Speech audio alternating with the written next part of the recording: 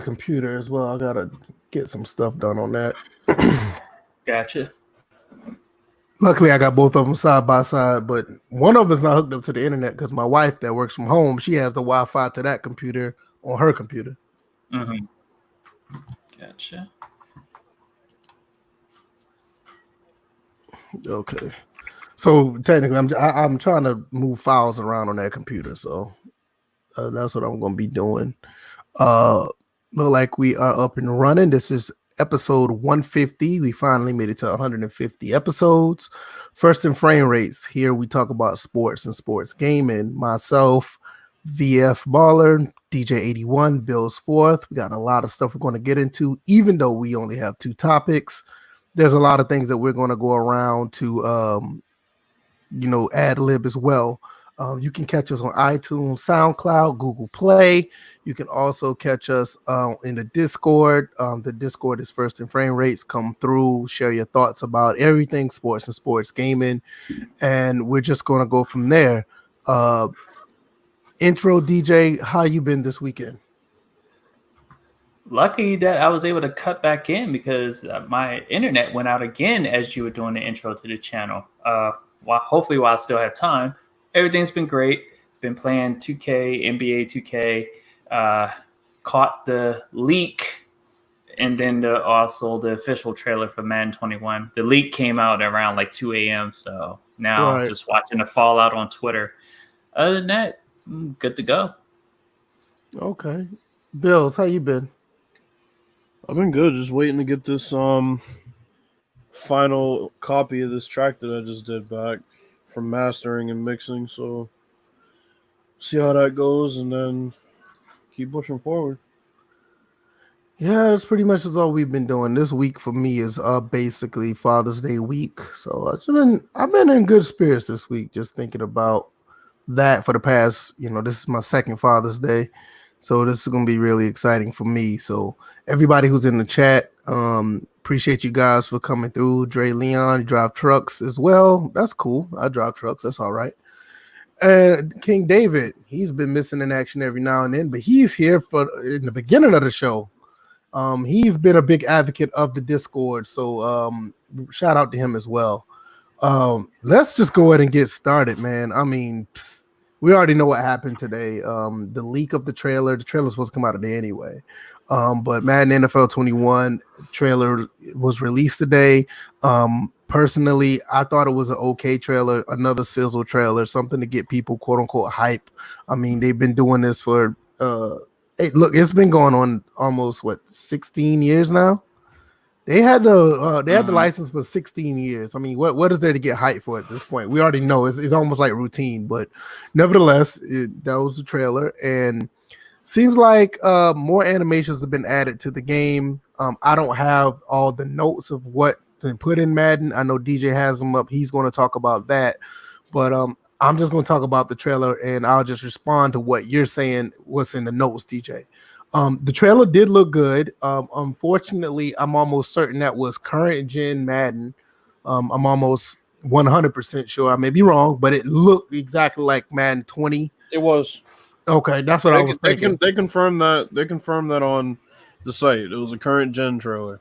Okay, great. Mm-hmm. That's what when I first saw it. That's the first thing that crossed my mind. I was like, "Yo, this is not a PlayStation 5 or Xbox One or Xbox Series trailer." So for me, I was like, "Okay." I don't see nothing wrong with the trailer. I thought it was a decent trailer. I love the animations that they showed because there's no denying when you look at Madden, based on what we had in the past, and you saw what you saw in that trailer, regardless of us breaking down a trailer or whatever, the animations did look good. The reach for the pylon, the reach for the goal line, some of the tackles. I saw some NCAA 14 moves when it comes to defensive linemen.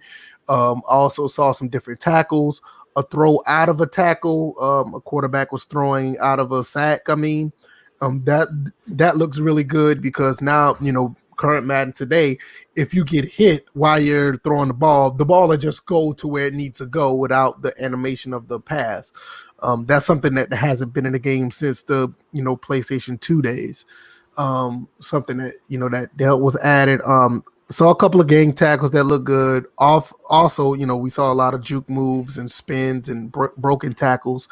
The broken tackle of Lamar Jackson before he went into the end zone was the one that struck me the most. That looked really good. That's something that we haven't seen probably, and I mean, y'all may not even realize this. That's something I haven't seen in NFL Blitz 2001. And y'all might be thinking I'm crazy, but yeah, they do have a break tackle animation that looks similar to that, but it's that's the last time I really seen that type of break tackle in a video game. Maybe in NCAA 14, but it wasn't as fluid. But I thought it was an okay trailer. I did not have a problem with it. Any one of y'all want to go second, or what your thoughts of the trailer was? You can go, DJ. I really didn't care for the trailer. I know one thing that was noted out on Twitter was that there were no pass plays shown.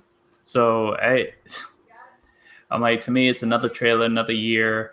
It's definitely for the casuals to view that trailer and get something from it. But for me, it was just like same old, same old. Knowing that it's a current gen trailer. And yeah, I honestly, I don't have much to say. It really didn't do anything for me. Yeah, I'm with you on that. I just feel like it didn't do much for me either, but the things that I took away from it was basically like the different animations. I'm 100% with you. When I looked at it, I thought like it was more like a shrug your shoulders moment. Like, okay, this is another year of Madden. But what did stand out from different trailers that they came out with, this trailer in particular, you saw very unique animations. So like, with Madden 16, we saw the air superiority. Madden, I think it was 19, we saw some real player movement type animations, but it was nothing that jumped out at you. I think the main thing that for me jumped out was like the different animations you saw probably about at least a half a dozen to a dozen new animations in Madden 21. And that, I mean, there's no denying that. If anything, they've done a good job of implementing that in the game. But overall, I'm like you. It just looks, mechanically, it just looked like the same game. Bills, what about you? How did you feel about the trailer? To me, that trailer was an unequivocally horrible loss for them. Missed opportunity. I think it was just an overall L. I mean, in multiple in multiple ways. I mean, you had a trailer where half of the animations, after you're going and touting this new running animation system, half of the animations are already in the game. Then on top of that, something people complained about as far as the running animation, literally the straightforward running animation, you show not even 2 seconds, you show a split second of that with Lamar Jackson before he gets into doing his moves. Other than that, they cut every piece of footage off right before somebody does a cut or a hurdle or something like that, so you have no idea what that animation looks like. None of those moves, it looks like, can be done on the left stick, so we might have another year no foot planning. There wasn't a passing play in the entire fucking trailer. It's almost as if they're poking fun at the dude that won their tournament. Let's not get into him because he's a racist. He's a racist and they're clowns for this trailer. I mean, what else? They put some defensive line moves in there. Those moves have already been in the game. Then they showed celebrations. Nobody gives a shit. And then the trailer was over. So, I mean, yeah, an L. That's what I give it. I give it an L. Okay. Like I said, I'm with you as well. That it didn't move me at all. I mean, I'm more like leaning on the side of DJ, whereas like, okay, it's just another trailer. Like I said, anything positive, I did see the new animations, but overall, we're talking about next gen here. I'm gonna be honest with you. This is the type of stuff you would like to see on a straight year-to-year basis, and finally at the end of the generation, you finally see this type of leap where you see these different animations. You see like more interaction with players. You see looks like something that could be a difference from Madden, let's say 18 to 19, or with like case in point. Real player movement was the big thing in 19. With all these animations that are in Madden 21, you would think that the real player movement angle of Madden 19 would be this trailer. You kind of understand what I'm saying? But here's my issue though, is to your point. If they wanted to show that this game moved and felt differently than Madden's before it, they would show the cutting on the left stick going into these moves. Instead, they clipped them so you literally only see the moves that you can do with the right stick. So the running could be complete shit, but we got these new moves. Yeah, but you had plenty of moves last year. So to me, if that game comes out with the same shitty running animations as far as no foot planning, no change of momentum, bending your knees, cutting one way, cutting the other way, leaning, all of those things that happen in real life, if that's not in the game, all of these moves are just fluff. All these moves are just for dudes online. Right. Because for us, it's going to be the same shit. You get the ball, you turn on this little turntable, you get wherever you want to get on the field when you feel like it. There's no foot planning, there's no balance, there's none of that. And we have a couple more jukes that we can do. I mean, and then here's the other thing that gets me.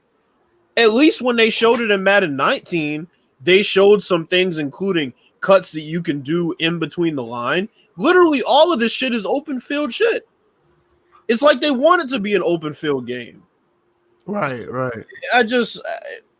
It was the wrong angle to take when you're talking about being a simulation game. I mean, my thing is when you look at it, I felt like what we see here should have been something that was 2 or 3 years ago. Like I said, it's nice to see it, but when you really think about it, this jump to this gen, I mean, you're waiting at the last minute to give us all of this in a game where we're like, well, hell, we've been wanting this for, at least 3 years ago. So, I mean, even like what LT Magic just said, are you not excited about the new hurdles? You're just a Madden hater. And he's just trying to be funny. But when you really think about it, wasn't those hurdles like a big thing back in at least Madden? What at least Madden? When the precision modifier was there. That's what I'm about to say. Madden 25. That's when the hurdle thing was a big deal, And even in Madden 19 with the real player movement, that's another situation where this type of stuff was supposed to be implemented back then. So it's like 2 years later, almost 3 years later, we're finally getting quote unquote real player movement in Madden 21.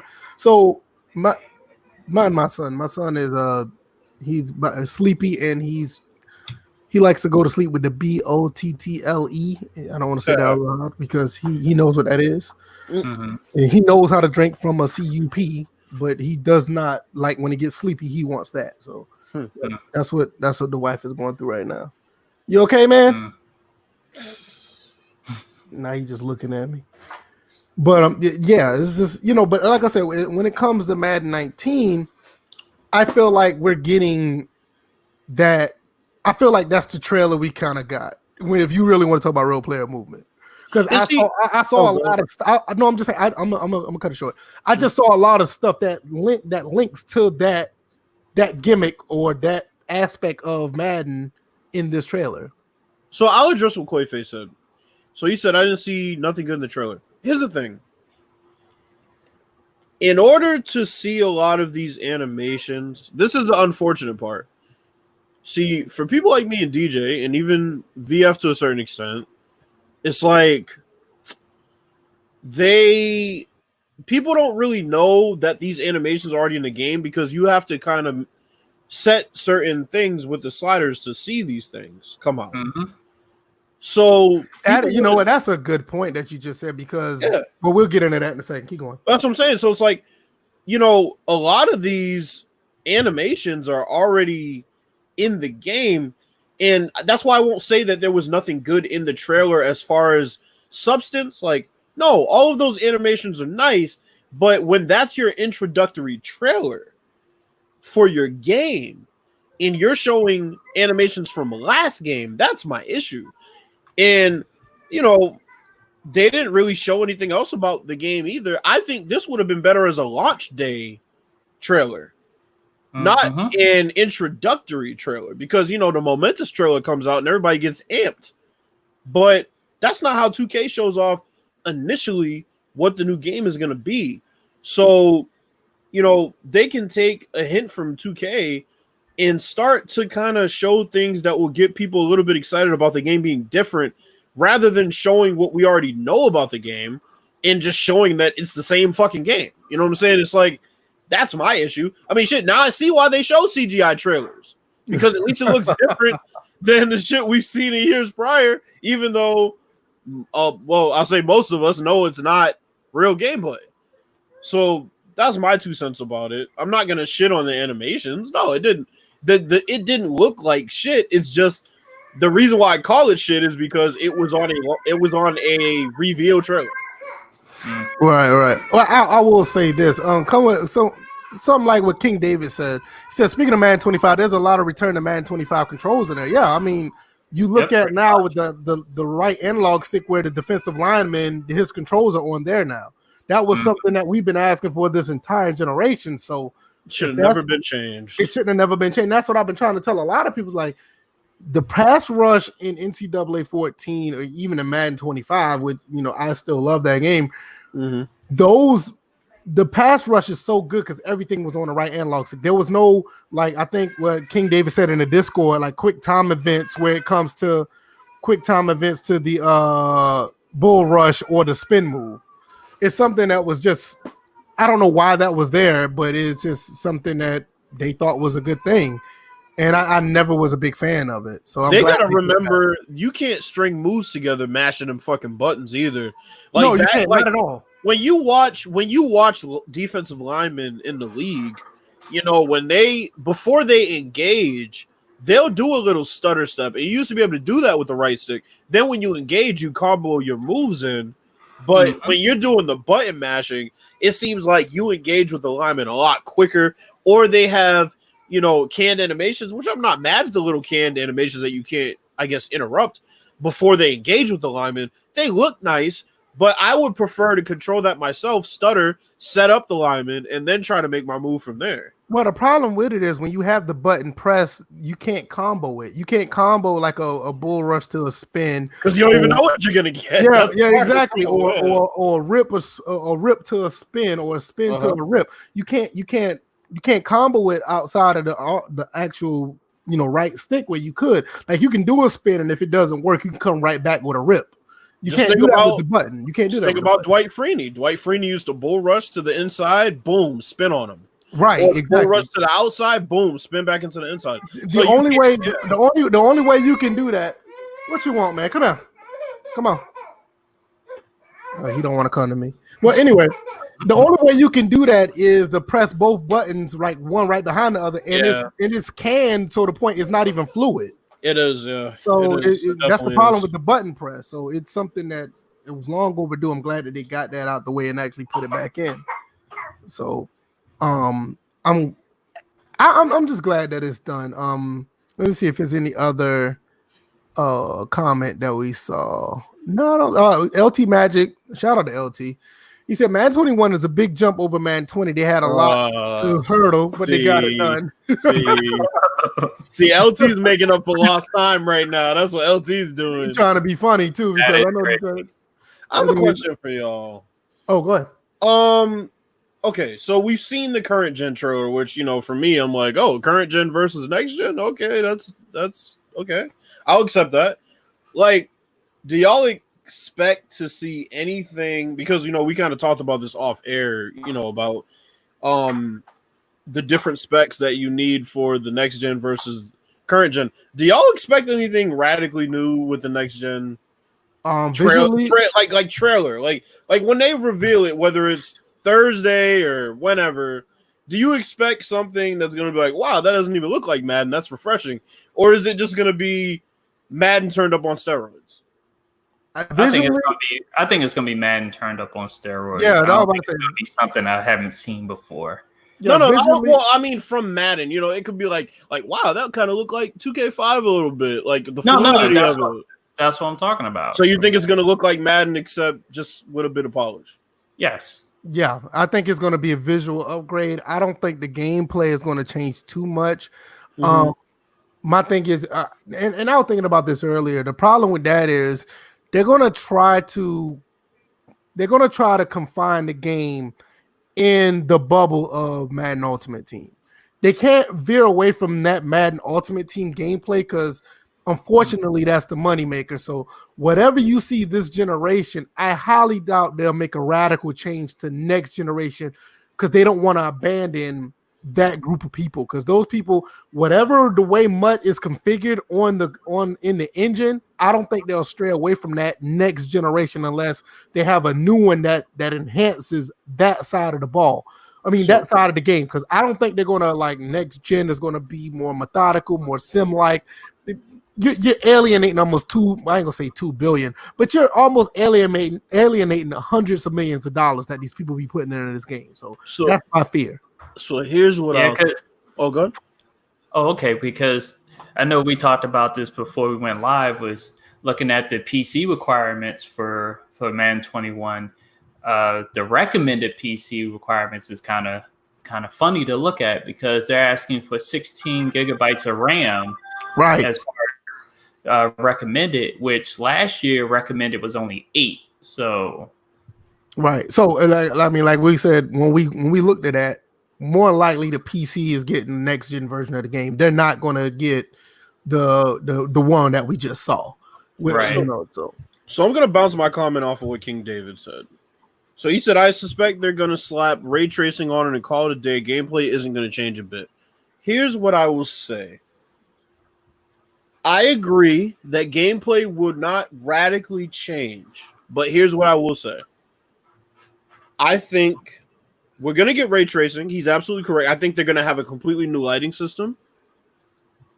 But I think the major thing they're going to bring, and they're going to make this excuse that they can't bring it to current gen, I think we are going to get a completely new weather system.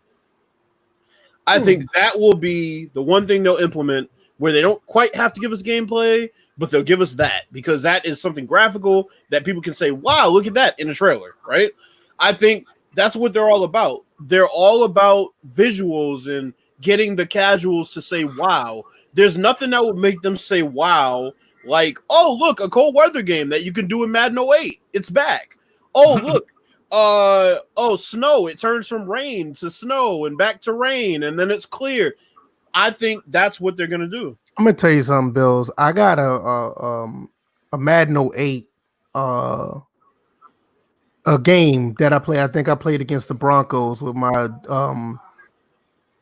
Raiders franchise. It's amazing that the first quarter was raining.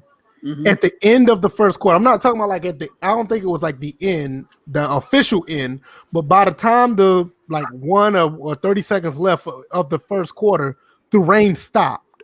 Now this is in the middle of a quarter. This is not like, oh, the next quarter coming in, the rain just stopped. No, I think it was like in the middle of the first quarter where it started to stop, and then it picked back up like in the third going to the fourth quarter. It's like they did that on original Xbox. I mean, go back and look. I mean, the whenever you get a chance, the video. I mean, the game is on the channel. Mm-hmm. Go back and look. It's like in the middle of the game, it rained, stopped, and rained again. That's on an original Xbox.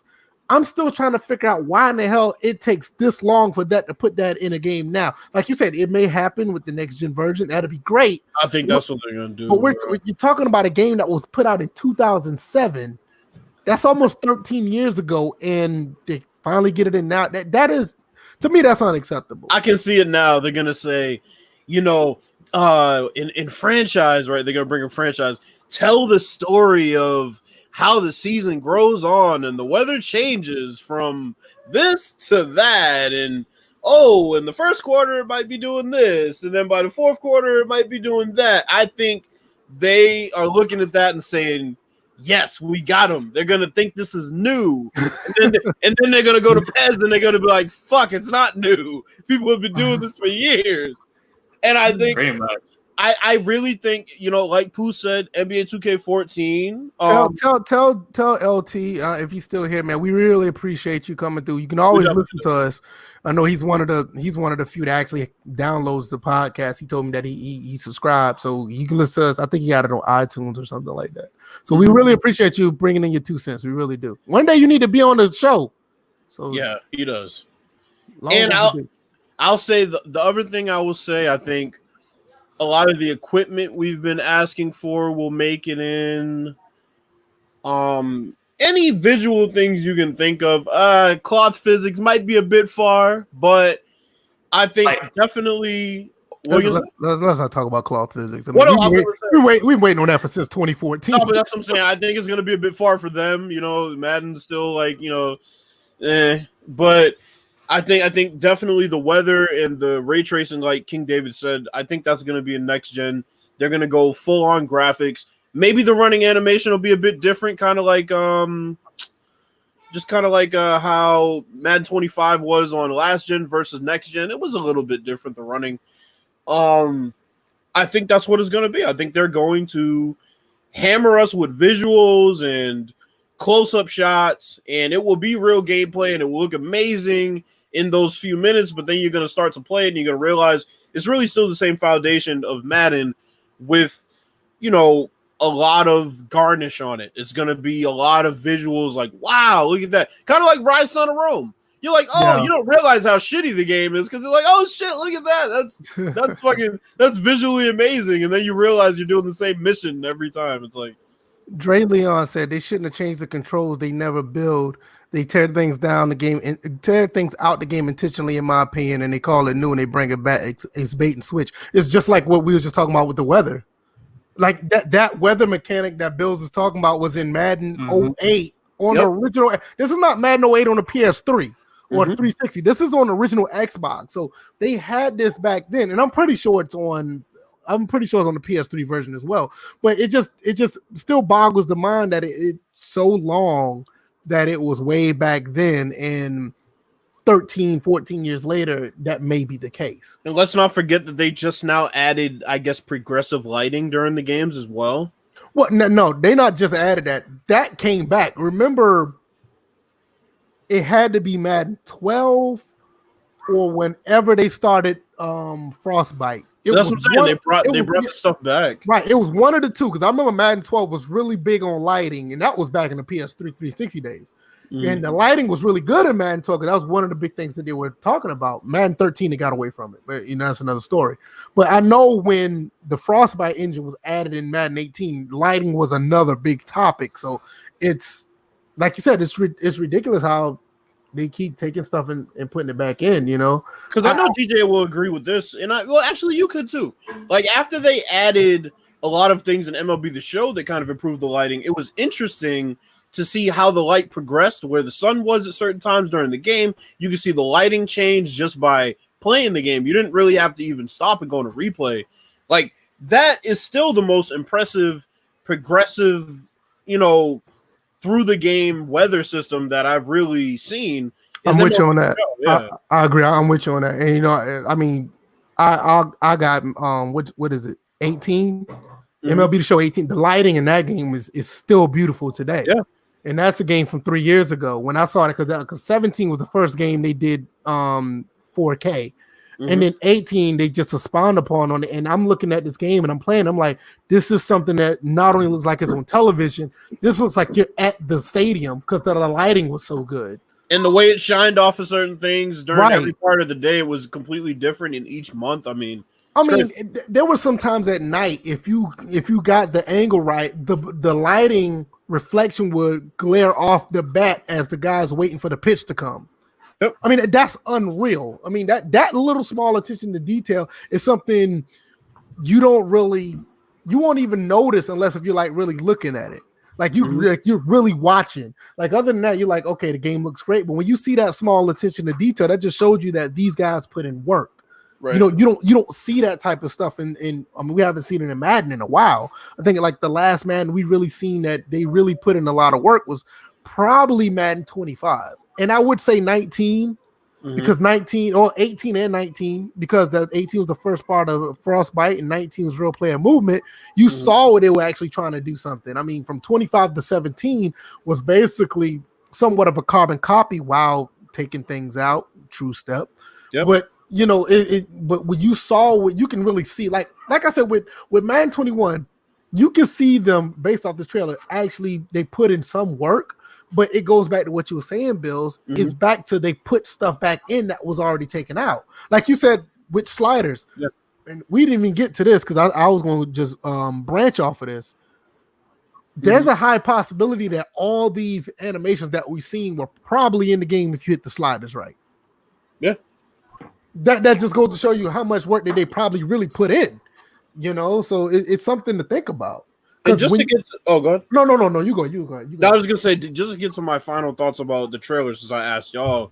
That's it. Like, I think it's gonna be shot like, you remember how NFL 2K5 had the trailer at the beginning, and they showed all those nice plays that were playing out, like from realistic camera views, almost like you're watching NFL films. Right. I think that Madden's gonna have something like that for the trailer. There's gonna be a lot of close-ups. They're gonna, get close up on the stitching, and they're gonna show some player faces that are improved in high definition. And it's not gonna be this trailer where you see a whole bunch of gameplay and say, "Wow, that's something different." I think they're fine-tuning the gameplay on this generation, porting it over, and then they're gonna say, "This is Madden," like I said, basically amped up on steroids, because the visuals are gonna be, holy shit, now it's up to the level of a 2K.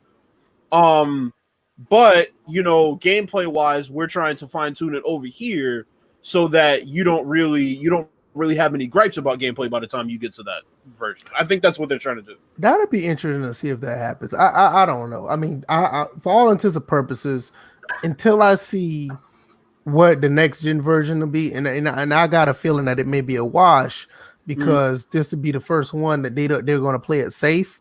And I think with 21, with the current gen one, I think they played it safe again. So I'm not putting much stock into it. Like what you said, that might be the case. And if that's the case, we will see somewhat of a leap. But right now, I'm like, I think they're going to play the safe move. And clearly that look like what they did. Well, the last question is, do you think they'll show it Thursday? No. That would probably be the best time. It'd be the best time, but I'm my gut feeling saying no. With their live streams next week, they're probably not going to show too much.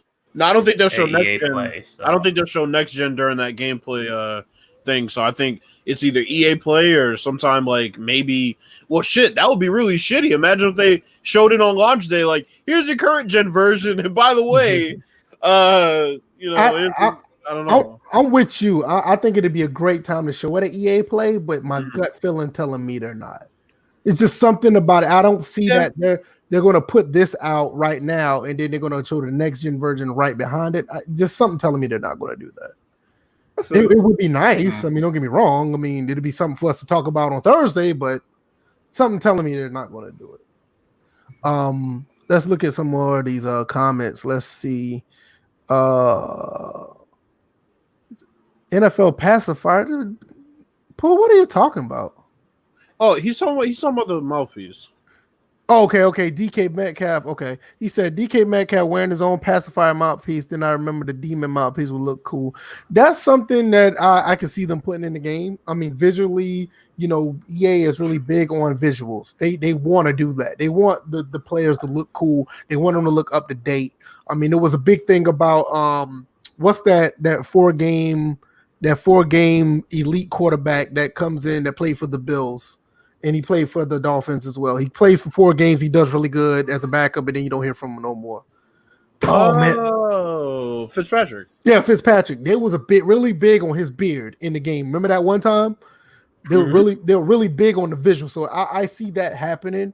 But so I don't think that'll be nothing to worry about. Let's see. Pooh also says better be the no excuse time. Are you still talking about visuals? Okay. King. Oh, I'm sorry. MLB The Show said. MLB The Show. 2K Football Now said MLB The Show has a vision and a consistent plan they have built over a decade. With Madden. Yeah, let me tell you something about that real quick. And I'm not caping for EA. I mean, because I'm gonna be just straight up honest with you. EA is in a position to where they love money and they have a license to another company that loves money. So the vision of what MLB The Show has, which is these guys that MLB The Show are baseball players, nothing to take away from Clint, because Clint is the football guy that played football. But I think DJ, what is it, like a third or a half of the people at MLB The Show or at San Diego, they were like legit baseball players or something like that. Is DJ still there? I think so. DJ might be out, but I think like at least a third or at least half of the players was like somewhat tied to the sport, either playing or they coached or I mean, it's a lot of baseball heads at MLB The Show. This is why you see what you see with MLB The Show.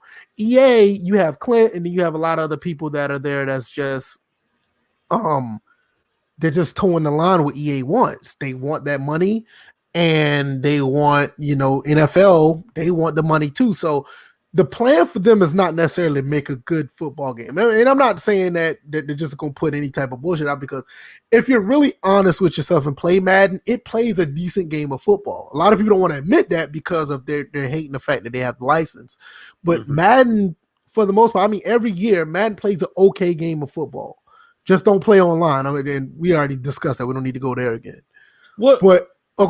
Well, here's what I'll say about Madden in contrast to MLB The Show. Similar to what you said, not to make excuses for EA, but they always have these 5-year plans, blah blah blah. The thing with MLB The Show is if they wouldn't have set that groundwork, like back when they did have competition, we'd be seeing the same shit. They put out the same game damn near 3 or 4 years in a row. I could say longer than that. I mean, you can make the case where MLB The Show 11 is almost the same as 16. Yeah, I'm not joking about that. Like, that's serious. With incremental changes, but the difference was they would add 1 or 2 things that would make the game seem a little bit different, but really it was just the same game. Yes, it had a better base, but it was really the same game. And then when you think about it, also similar to how we have complaints about franchise mode, they've been pissing people off online franchise for a long time. Absolutely. So, I mean, I get it, but at the same time, they're not far apart. Neither of them have competition. Neither of them have stepped up in one year and said, we're going to take a huge leap. So they're both kind of in the same boat as far as I'm concerned from the perspective of, year to year, what kind of title they put out. I think MLB The Show just has a better base and better foundation, but they had to set that because they had competition up to 6 or 7 years after Madden did.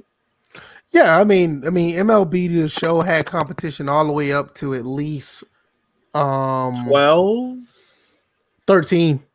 Okay. MLB 2K13.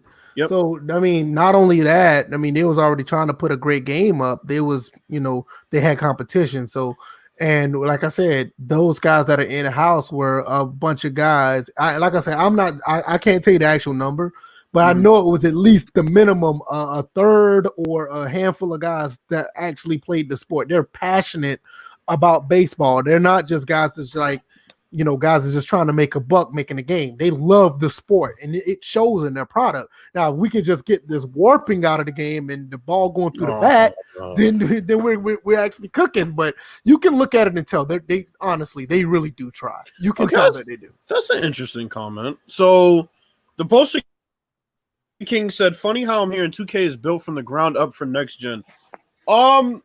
Here's what I'll say to you. If 2K14 was any indication, I believe it. Because let's go back further. 2K6 on the 360. Yeah. Compare 2K6 on the 360 compared to 2K6 on the on the original Xbox. Every transition they've made they stepped up. Yeah. I mean, the only game I can say that they probably haven't, just go look at APF. APF looks good, but you can make the case that game looks very similar to 2K5. But I mean, as far as NBA 2K, it's like every transition they've made in those, he said 2K do lie when. Yeah. Well, based on what? What's that? He says 2K lies when next gen comes. Based on we'll see. Oh, he said they don't lie when next gen comes. We said they do lie. He No, said 2K. I'm Oh, talking. now he About, says don't. yeah, it says don't. Yeah, that's saying. Well, that's what I'm saying. Yeah. Yeah, and 2K and 2K football now say APF was the only port, and that's true. You can look at it and tell it's a port. But even with the MLB game, I mean, Kush Games. My God, I wish those people were still around.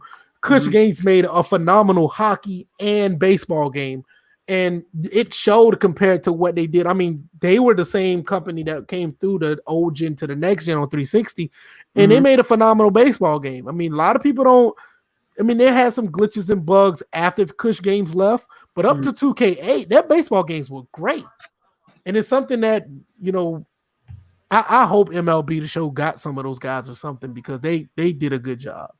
Yeah. And, you know, but when you really look at let's go back to what Poster King said. He said it's built from the ground up from next gen. I mean, when you saw that facial, y'all still there? I'm here. Okay, I heard a beep. I didn't know where the hell that came from. Can anyone hear me? Yeah, you're there. You're there. Now, I want to ask you, DJ, real quick. Okay. Is it possible, because I don't know for sure, isn't the MLB The Show team was consist of at least a third of actual players that was passionate and played baseball or something like that? I think so. I think that was the case. Yeah, that's what I'm saying. Like their dev team actually has baseball players that play. I don't know if they play professionally, but I know they played and they love the sport. That's why you see the passion in that game. But let's get back to like the 2K building the game from the ground up. I mean, like me and Bill said, that they've done this every generation. I mean, you got to also think when Visual Concepts was around and the game came out on the Dreamcast. What do you think that game came from? There was no, even though it was still Sega Sports, and Sega Sports still did things for the Saturn and they did stuff for the Genesis.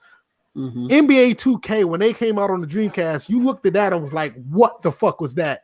That was something beautiful when it came out on the Dreamcast. And it's like every time when they came to another generation, they built from the ground up. So this is, why would you think this generation would be different? I don't know. I mean, why would you think, DJ Bills? Or why would y'all think? I don't. I wouldn't think any different.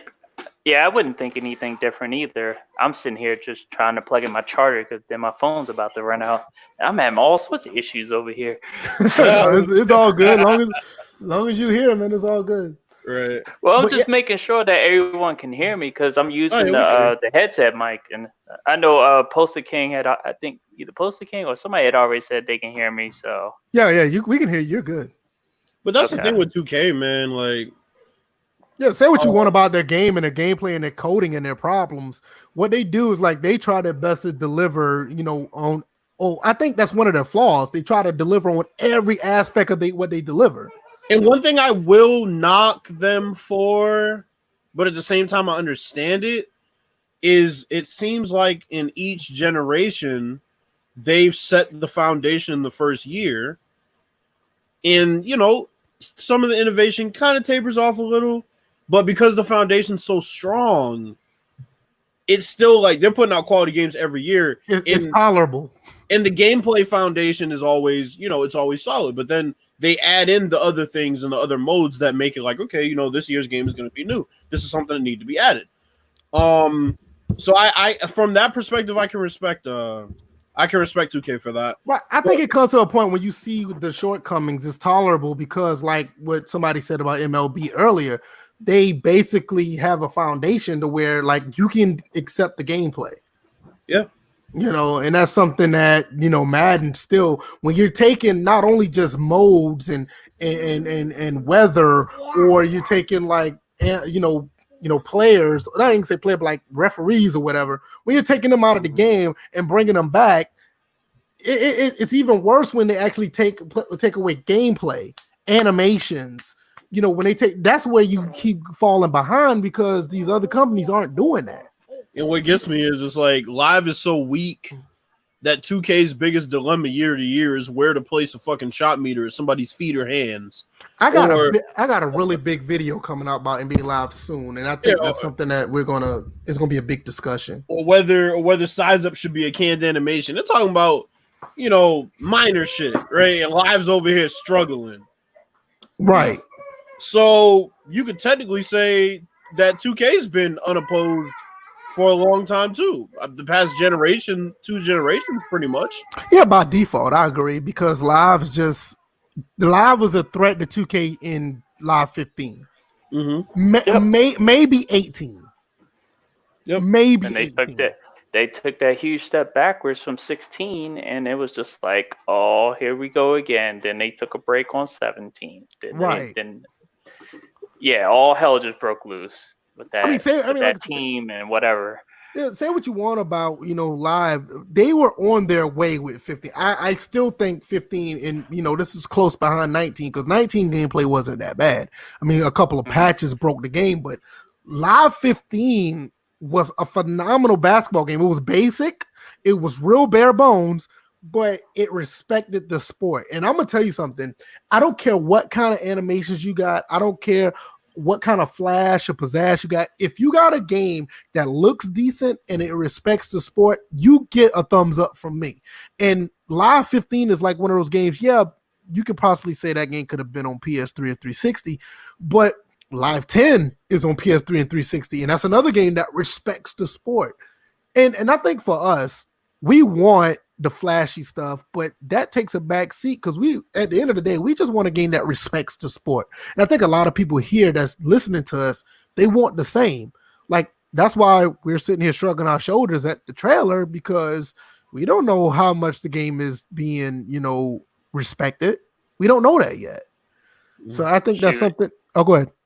I was about to say, then we'll probably segue into this, but into these then features? the next thing. Let's get into that. Because it's just we definitely get in that.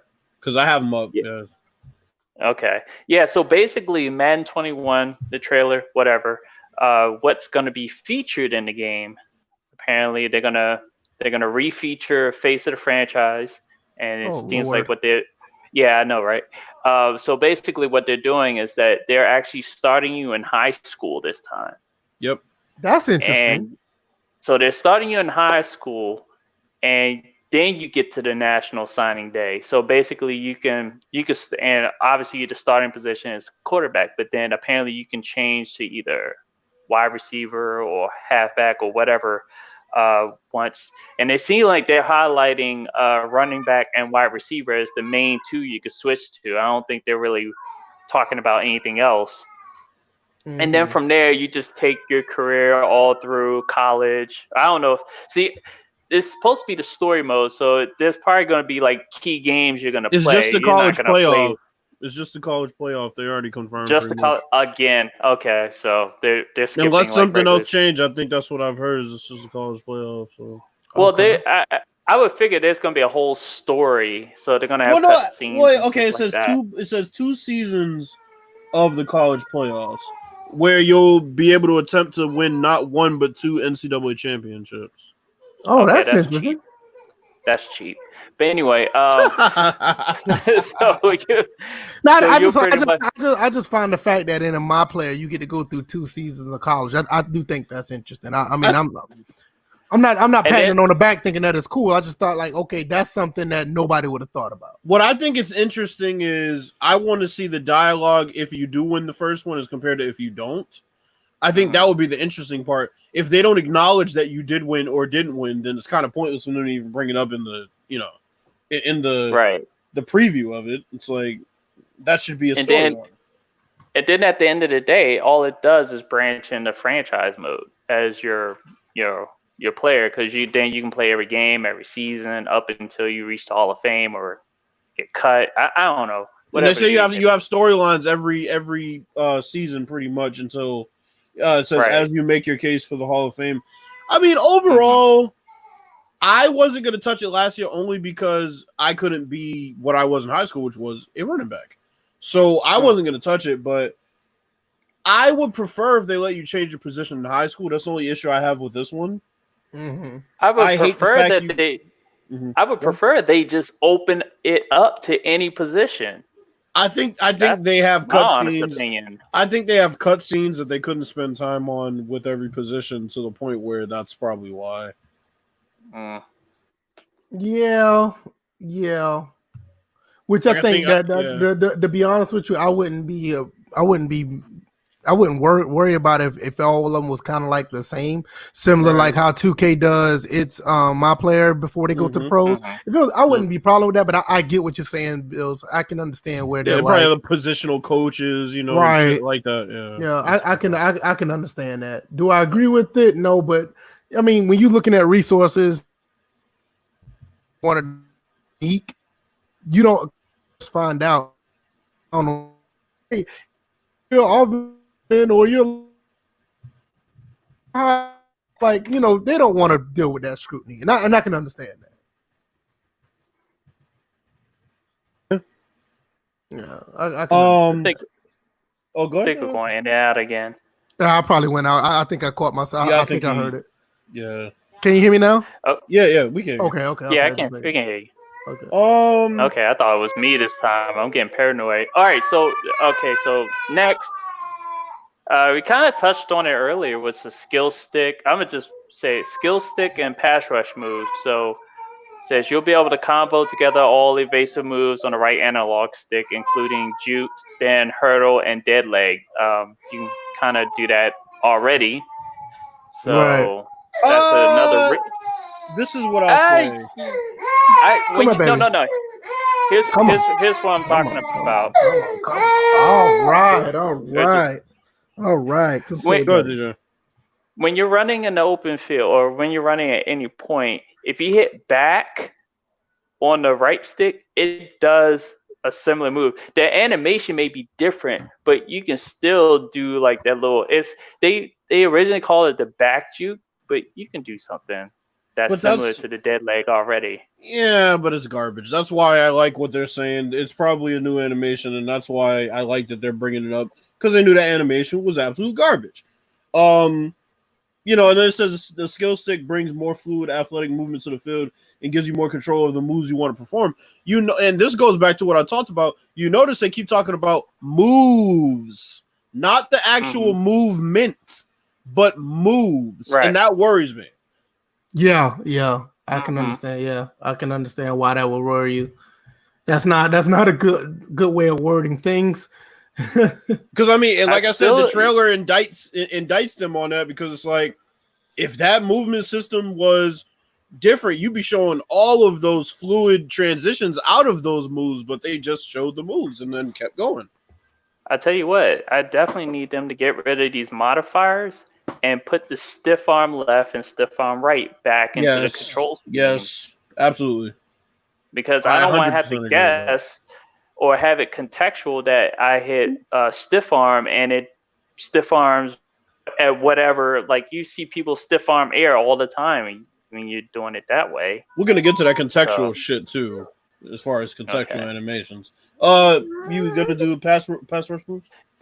Y'all kind of already touched on the pass rush moves, but pretty much pass rush moves is another one. They just basically put instead of it being like a quick time event, it's now on the right stick. So you have what they call an offensive skill stick and a defensive skill stick. So it's kind of like what NHL went through. I think NHL 4 introduced the skill stick overall. Right. So this is basically Madden's version of transitioning or going back to that. No, and like everyone said, they should have never went away from it. Stupid. It was a failed experiment. So glad they're going back to that, but I don't even use the linemen. So me personally, I don't care. Well, let's get to King David's point, because he said not entirely. You have a limited amount of pass rush moves per play. My thing is, I'll be back, fellas. Y'all keep going. Okay. Gotcha. What I like is that they're gonna have some sort of dynamic AI to this, where if you keep trying to pull the same move off, eventually, it's probably gonna just get pancaked, and I like that. Because I'll be honest, sometimes I'm playing the game and I really need to stop. I'll get on the D lineman and I'll be like, well, this shit's been working all game, and he hasn't been clued into it yet. But the thing is, I want it to be based on the rating, and me and DJ talked about this offline, the awareness. So when you start talking about dynamic AI, how great is this left tackle or this right tackle where he can notice, or even the center, where he can notice what moves you're doing. Maybe he doesn't get clued into it because he's not one of those top echelon guys. Maybe he's an average guy that's not really noticing that you're setting him up with the same move every time. So that should play out. And then maybe the next game you'll say, oh, okay, I'm facing an all-pro. I can't do that shit. You know what this actually reminds me of? And I had to think about a game outside the genre. It's Shadow of Mordor, when you're playing against the when you're fighting like one of the big boss like monsters or whatever, and or trolls, that's what they're called, trolls or whatever. Right. And you keep doing a move, eventually it'll learn to defend against that move. Like if you try to leap on a particular person real quick, like you do it multiple times, all of a sudden they'll just shrug you off and be like, oh, resistant to that. And so I think it'll be similar to what you see in Shadow of Mordor. Okay, so let's look at the next one. Well, one thing I'll say is also that would kind of be this dynamic AI we're going to get into a little bit more, but I think that they're headed towards kind of like an NHL type thing where they start to see that you want to get the puck up, you know, around the boards rather than up the middle of the ice. They start to adjust to that.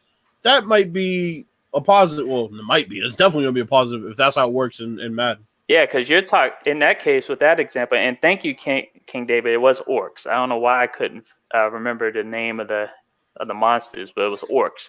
But yeah, in your example, you're talking about positioning dynamic AI versus actual like tactical dynamic AI.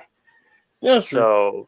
So I would hope that, okay, if we're talking about positional, because there is going to be some adaptive AI in this game, and we'll talk about that in a little bit, which I've been waiting for quite some time, because I remember I was quoted on this, and this quote it died maybe last year, but I was saying people are not ready for dynamic AI.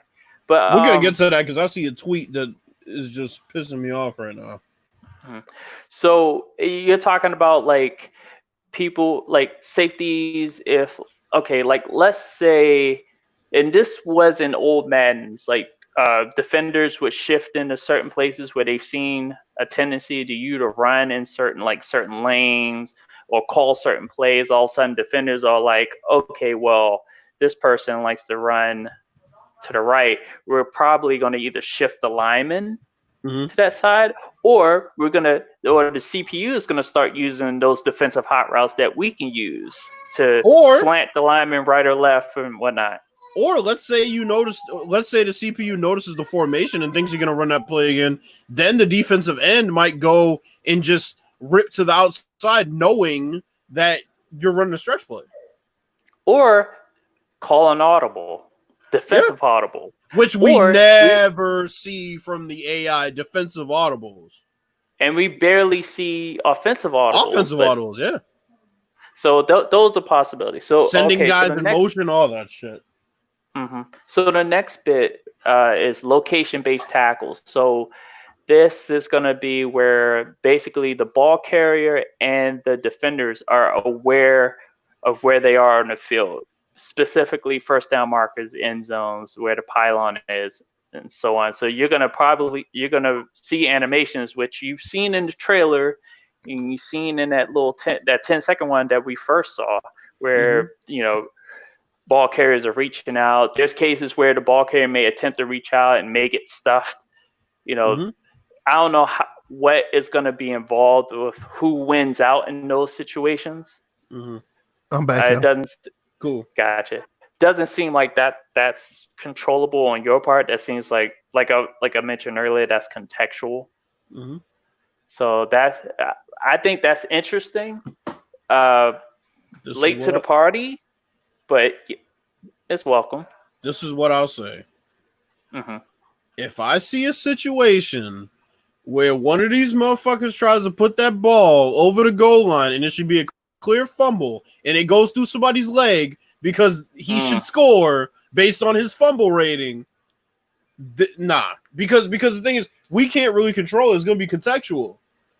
So if the ball is truly tangible, and this might be something with the fumble slider, I'm not going to get into sliders right now, But if the ball is truly tangible, that means that should be a fumble if it hits the guy's legs. If you don't have it secured and you try to reach it out or whatever it is, and that guy's leg is in the way, it should not go through it the way the running back's legs do when he runs through the line, going through lineman's legs. So that's going to be something I'm worried about. How often are they going to do this? Is it going to depend on awareness?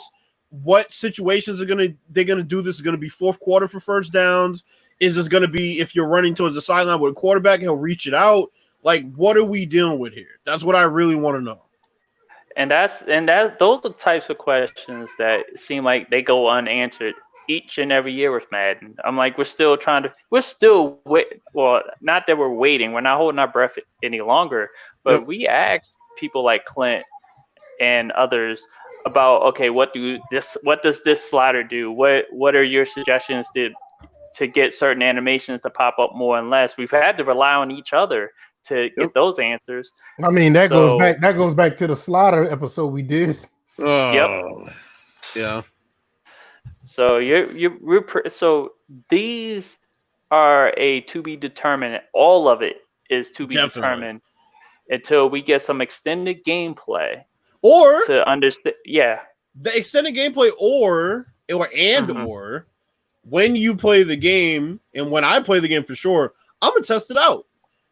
I'm gonna put my guy in every situation where he has to reach the ball out or do something like that, and I want to see if he truly fumble. Even if it's a stupid play on my part, I'm not playing to win. I want to see how the game works. So, that's something that you definitely have to test out to see. Is this something? It's kind of like, the first contextual thing they put in was when the running back would point out that there's a defender in the way and he wants the blocker to block them, which was fine. Which would never really work. Which would never really work. I mean, they do it, but because the point of doing that is for your teammate to respond like, "Oh, you want me to go there?" Right. But they usually are clueless to where they are on the field. Then the other contextual animations behind the line where a guy would, instead of running into his lineman's back, he would kind of have a nice animation for that. Okay, those have been working out. So on that side of it, I could say that there might be some promise, but like I said, that's something you're going to have to really, really, really test out. Yeah, I agree. I mean, it's just something that's just going to have to, it looks like there's going to be more testing to be done as far as we do, because I don't think it's going to be anything to where we're going to be able to rely on the devs to do, because like I said, with stuff like that, when that happens, that could probably break the mold of what the MUT guys want, and where that go from there. We're going to get to that shit in a second. Right. Well, but my thing is, what I'm most worried about, think about quarterback sneaks with all those bodies there. Somebody's going to call bullshit like, bro, he reached the ball across. My guy's helmet was there. Things like that. So, it's going to be interesting.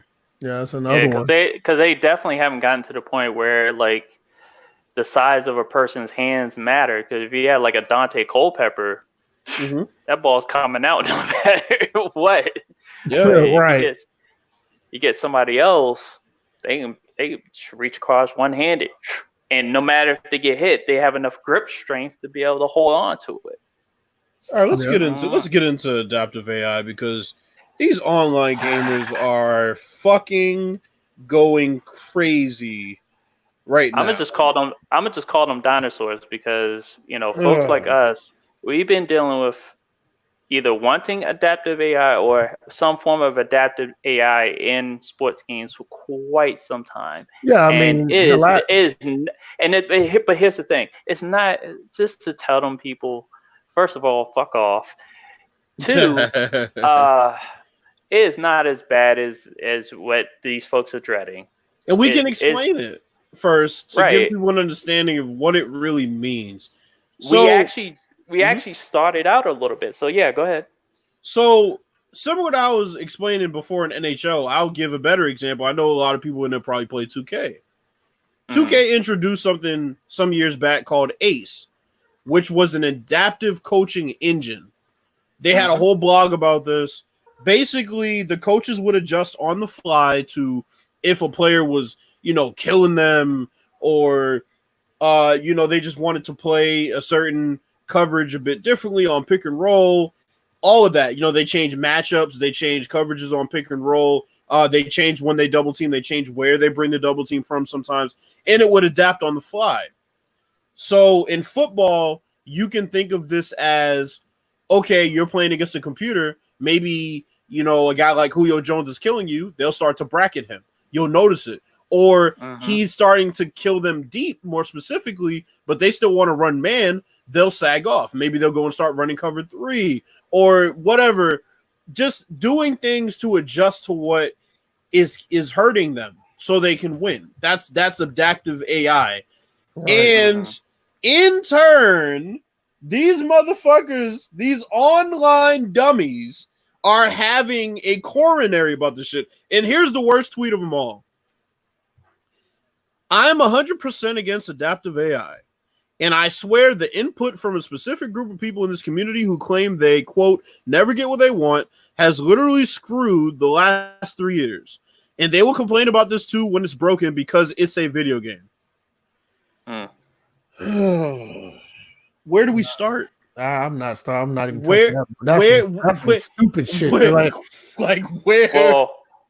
we start? I look at it like this. If Madden can put in, first of all, they need to name their adaptive system, because that will set you up for whether you could use it or not. Yeah. That's where 2K went. As soon as they came up with Ace, you can choose to have it on or off for you, and for both sides of the ball. Oh, now, yeah. For this edition of 2K, 2K20, yeah, you can do it for both sides of the ball. Last year at its inception, you could only it was all or nothing. Right. So I mean, here's what these idiots don't get. These online idiots. These are the same people. Good? Yeah, I was about to say, I was like, even if you have adaptive AI, you have 90% control of the game. And these are the same people who said, I don't think the computer should force fumbles if the player's not controlling them. I don't think that should work. So I got a question. Mm-hmm. If you're playing the game and you get hit by like a JJ Watt or Jadeveon Clowney, or you get hit by Keanu Neal or something like that, or Jamal Adams, just because it's a computer, you don't think you should fumble? I mean, these guys are prominent players in the NFL that causes fumbles.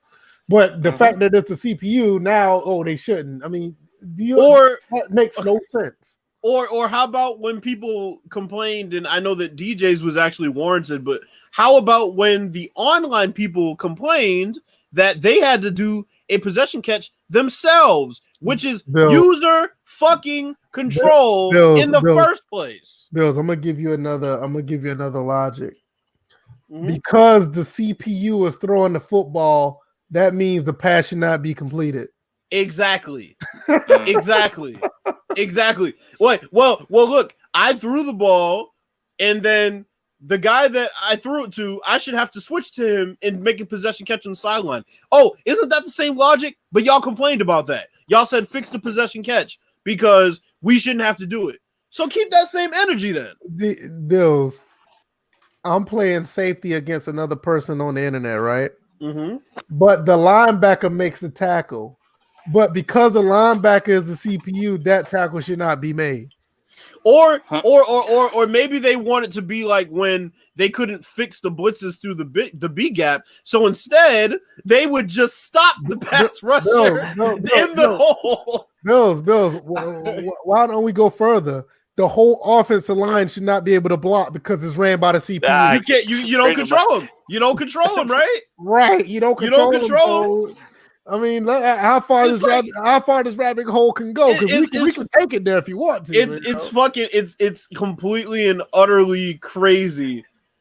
I mean, I just look at it like this. At the end of the day, You're gonna complain about adaptive AI, just fuck off.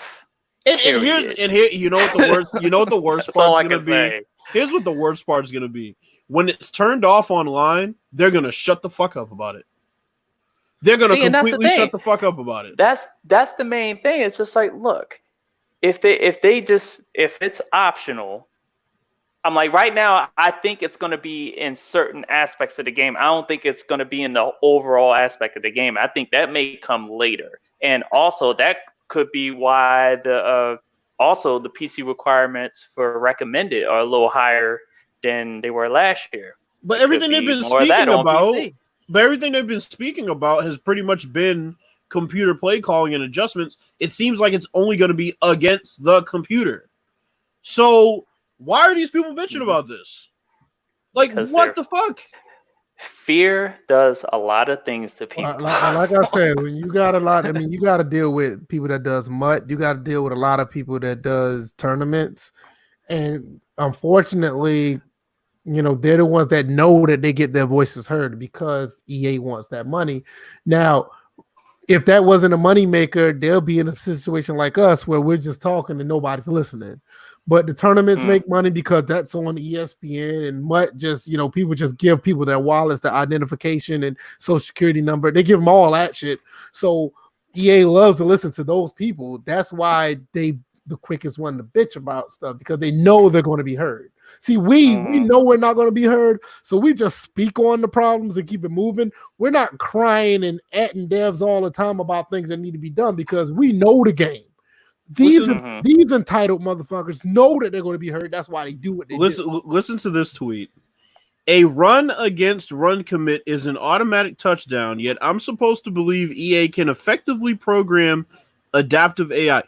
Do you get what run commit is? Run commit does not mean that you're going to stop the run every time. Sometimes you can have a run commit to the right and you are running left. Why do they not?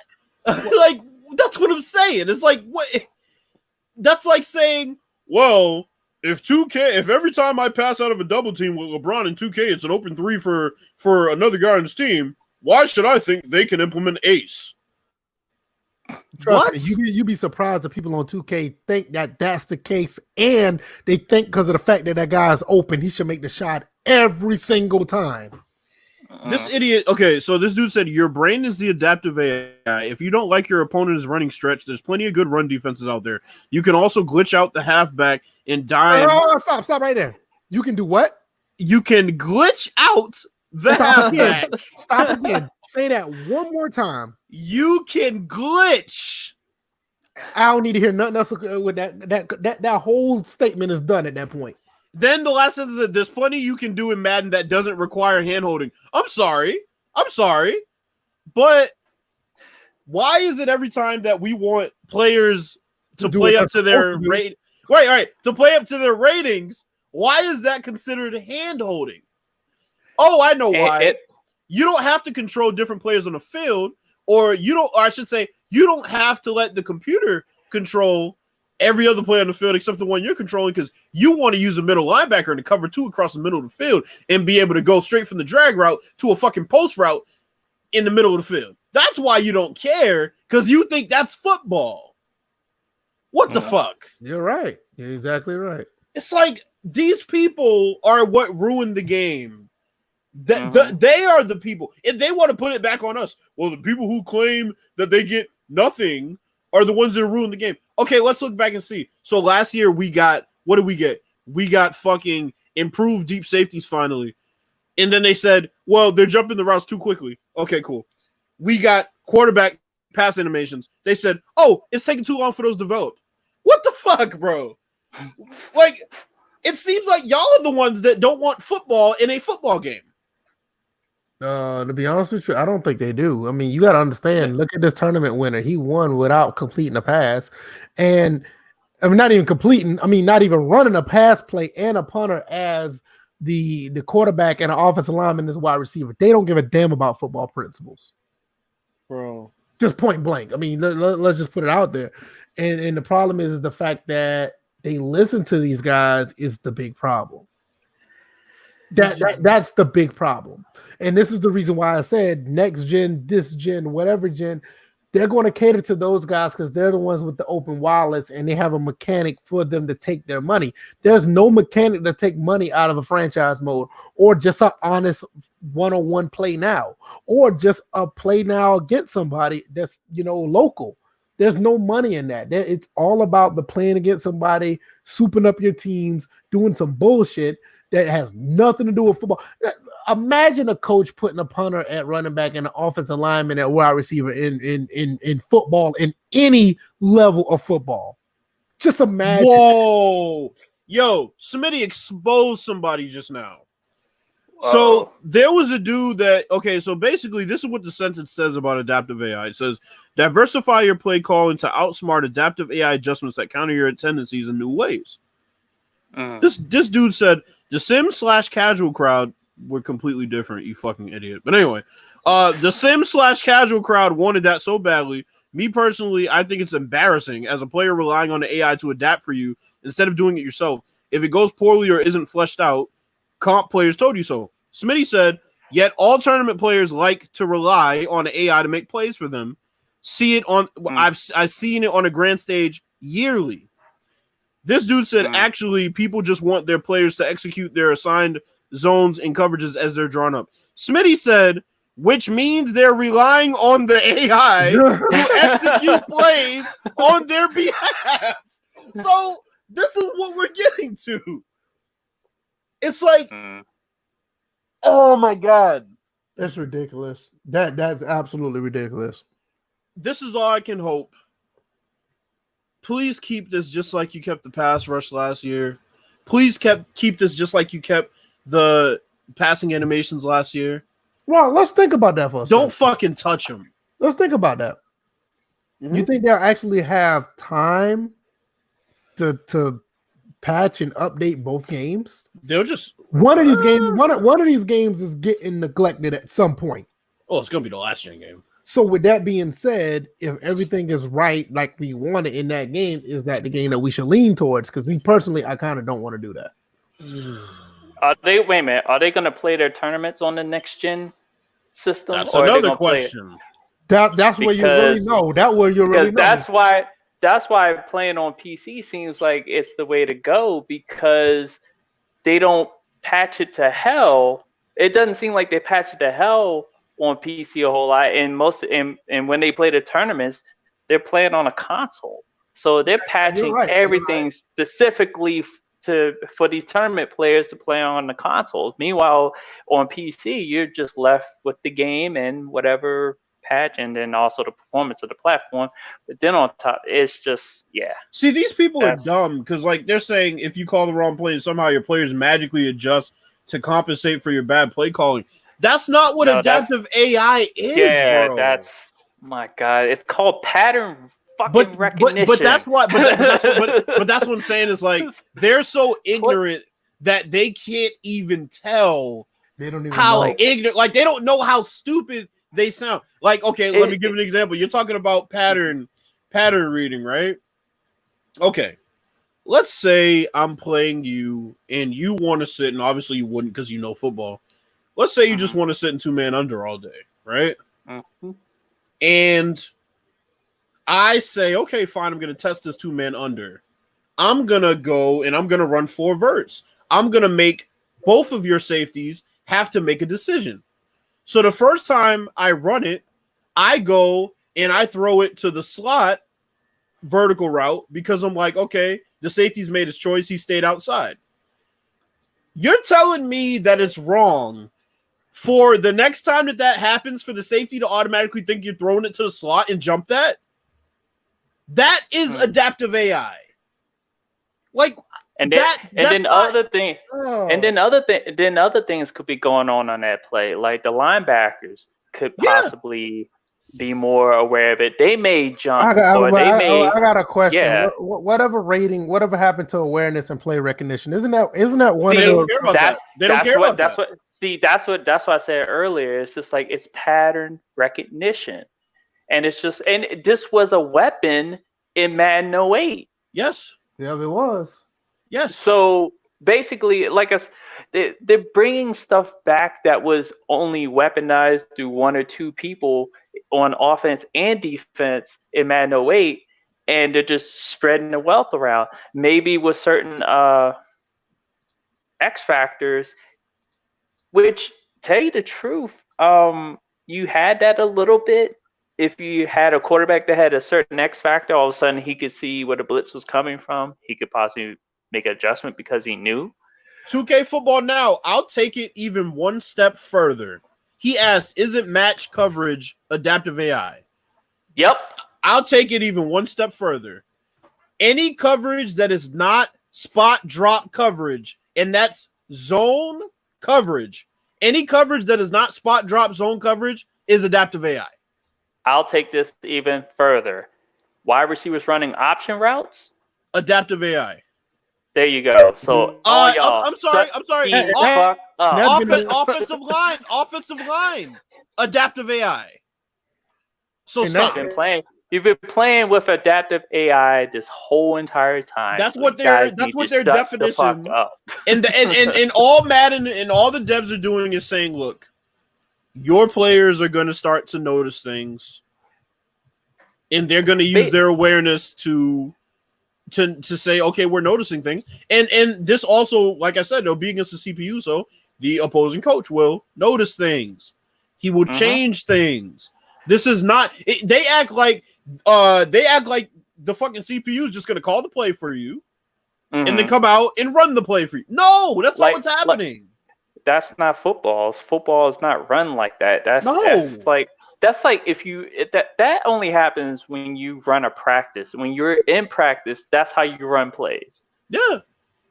But in a real game, people adapt. It's a dynamic game in all its forms.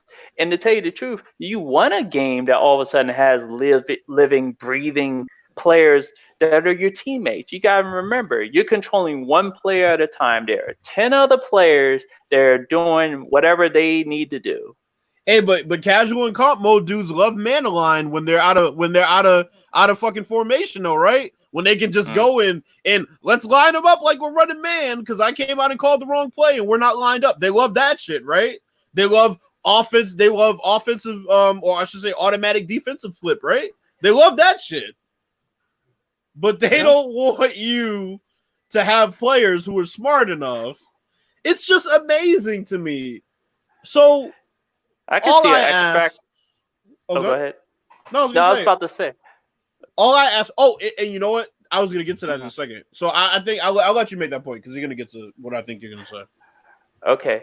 All I know is that if they have an X factor that says perceptive, y'all are really gonna start complaining. Yeah. So KC Classic said 4 verts will still beat cover 2. Okay, look, KC Classic. Yes, it can still beat cover 2 logistically. But what I was explaining was when you're running cover 2 man, you have 2 safeties over the top. Depending on whether you're in dime, nickel, or whatever, you might have 3 cornerbacks, you might have 4. What I'm talking about is if I ran cover 2 man, that means a guy is tied to everybody running a vertical route. That means you also have 2 safeties over the top. What I'm telling you is it makes it harder for the safety to decide what route they're going to jump. So that was the point of what I was making. I'm not saying that 4 verts can't beat cover 2, which is actually a completely different conversation because cover 2 and cover 2 man are completely different. I'm saying that would be an example of adaptive AI. One time the safety goes. I got a question about that. Is there some type of rule to say 4 verts should not be able to beat cover 2? What if you have a safety that's just not that good? Right. What if you make a perfect pass? Yeah, this is the type of stuff that I don't understand. Some people are trying to tell me that the smash route should beat cover 4, and I was like, no, listen. If you got a bad player on the field, smashed against the cover 4, what the fuck are they thinking? I'm just telling you what I'm hearing. But I'm just saying. But I'm just saying, if you got a bad player on the field, you should exploit that bad player. I don't care what coverage you're playing. So this one coverage should beat another one. That is strictly video game talk. Because strictly video game talk. That's strictly video game talk because I don't care if you're playing cover 2 man, cover 2 zone, cover 2 dick and ass. It don't matter. if you got a DB, if you got a DB that just can't play well, that person is probably gonna get beat no matter what coverage is out there. So I mean, because I don't even like that notion. It makes no sense. And that's the thing, KC Classic. It's like when we talk about when coaches talk about zone beaters. They talk about routes that are ran in areas that usually it's a hard decision for the deep safety, or it's a hard decision for the shallow corner, or it's a hard decision for the slant crossing route area linebackers. So it's like, okay, you would call a slant route a zone beater in cover 2. That's what we're talking about. So there are zone beaters, but it's not an automatic thing. It's not always going to work. But I'm saying a zone beater that is logistically possible. That's logistically possible because they're playing a zone. 9 times out of 10, the zone does not move for a slant across the middle. Now, if you got a fast ass linebacker or you got a good cover corner, that slant is not automatic, and that's the way it's supposed to be. Or dare we say a fucking adaptive AI using linebacker who says this formation on this down against this team in this week, they ran this. I know it's coming, and I'll give you a perfect example. Everybody talks about Pete Carroll. I was about to say Pete Carroll.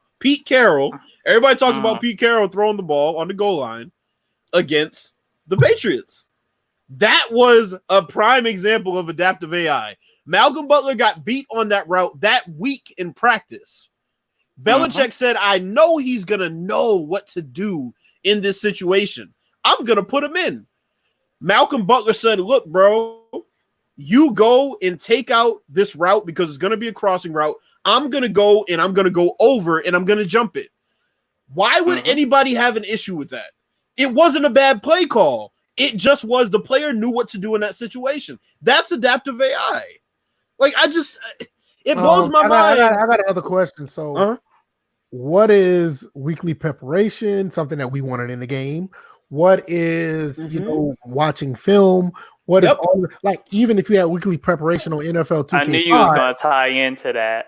They tell you in the weekly preparation you can watch film. I don't know how well it actually adapts to 2K5 because I never analyzed it, but I'm just saying, what if that was in the game where you have 10 or 15 or maybe 20% chance to learn or know a play based on a formation if you allocated points to them to watch film? I think that makes sense. I think that makes sense. I mean, that in Madden 08, even the franchise I run, they tell you plays that they may run, and it's 3 plays that they may run, and you get the practice against those plays prior to you going into the game. If you can memorize those games, like me, I don't memorize them that well because it's 3 plays and I'm playing actually. Sometimes I take a screenshot with my phone. Okay, they run this play out of this formation. So if that play comes up off that formation, I'll think, okay, they're gonna do a misdirection off this I formation. So I'm going to put my linebacker here if I see the I formation. That is basic football right there. That's basic learning football.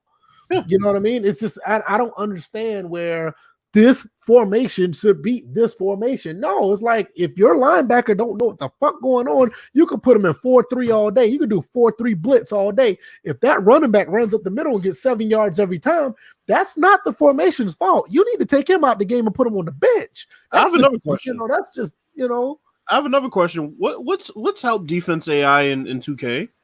Is that not adaptive AI? Yeah, when you call double team.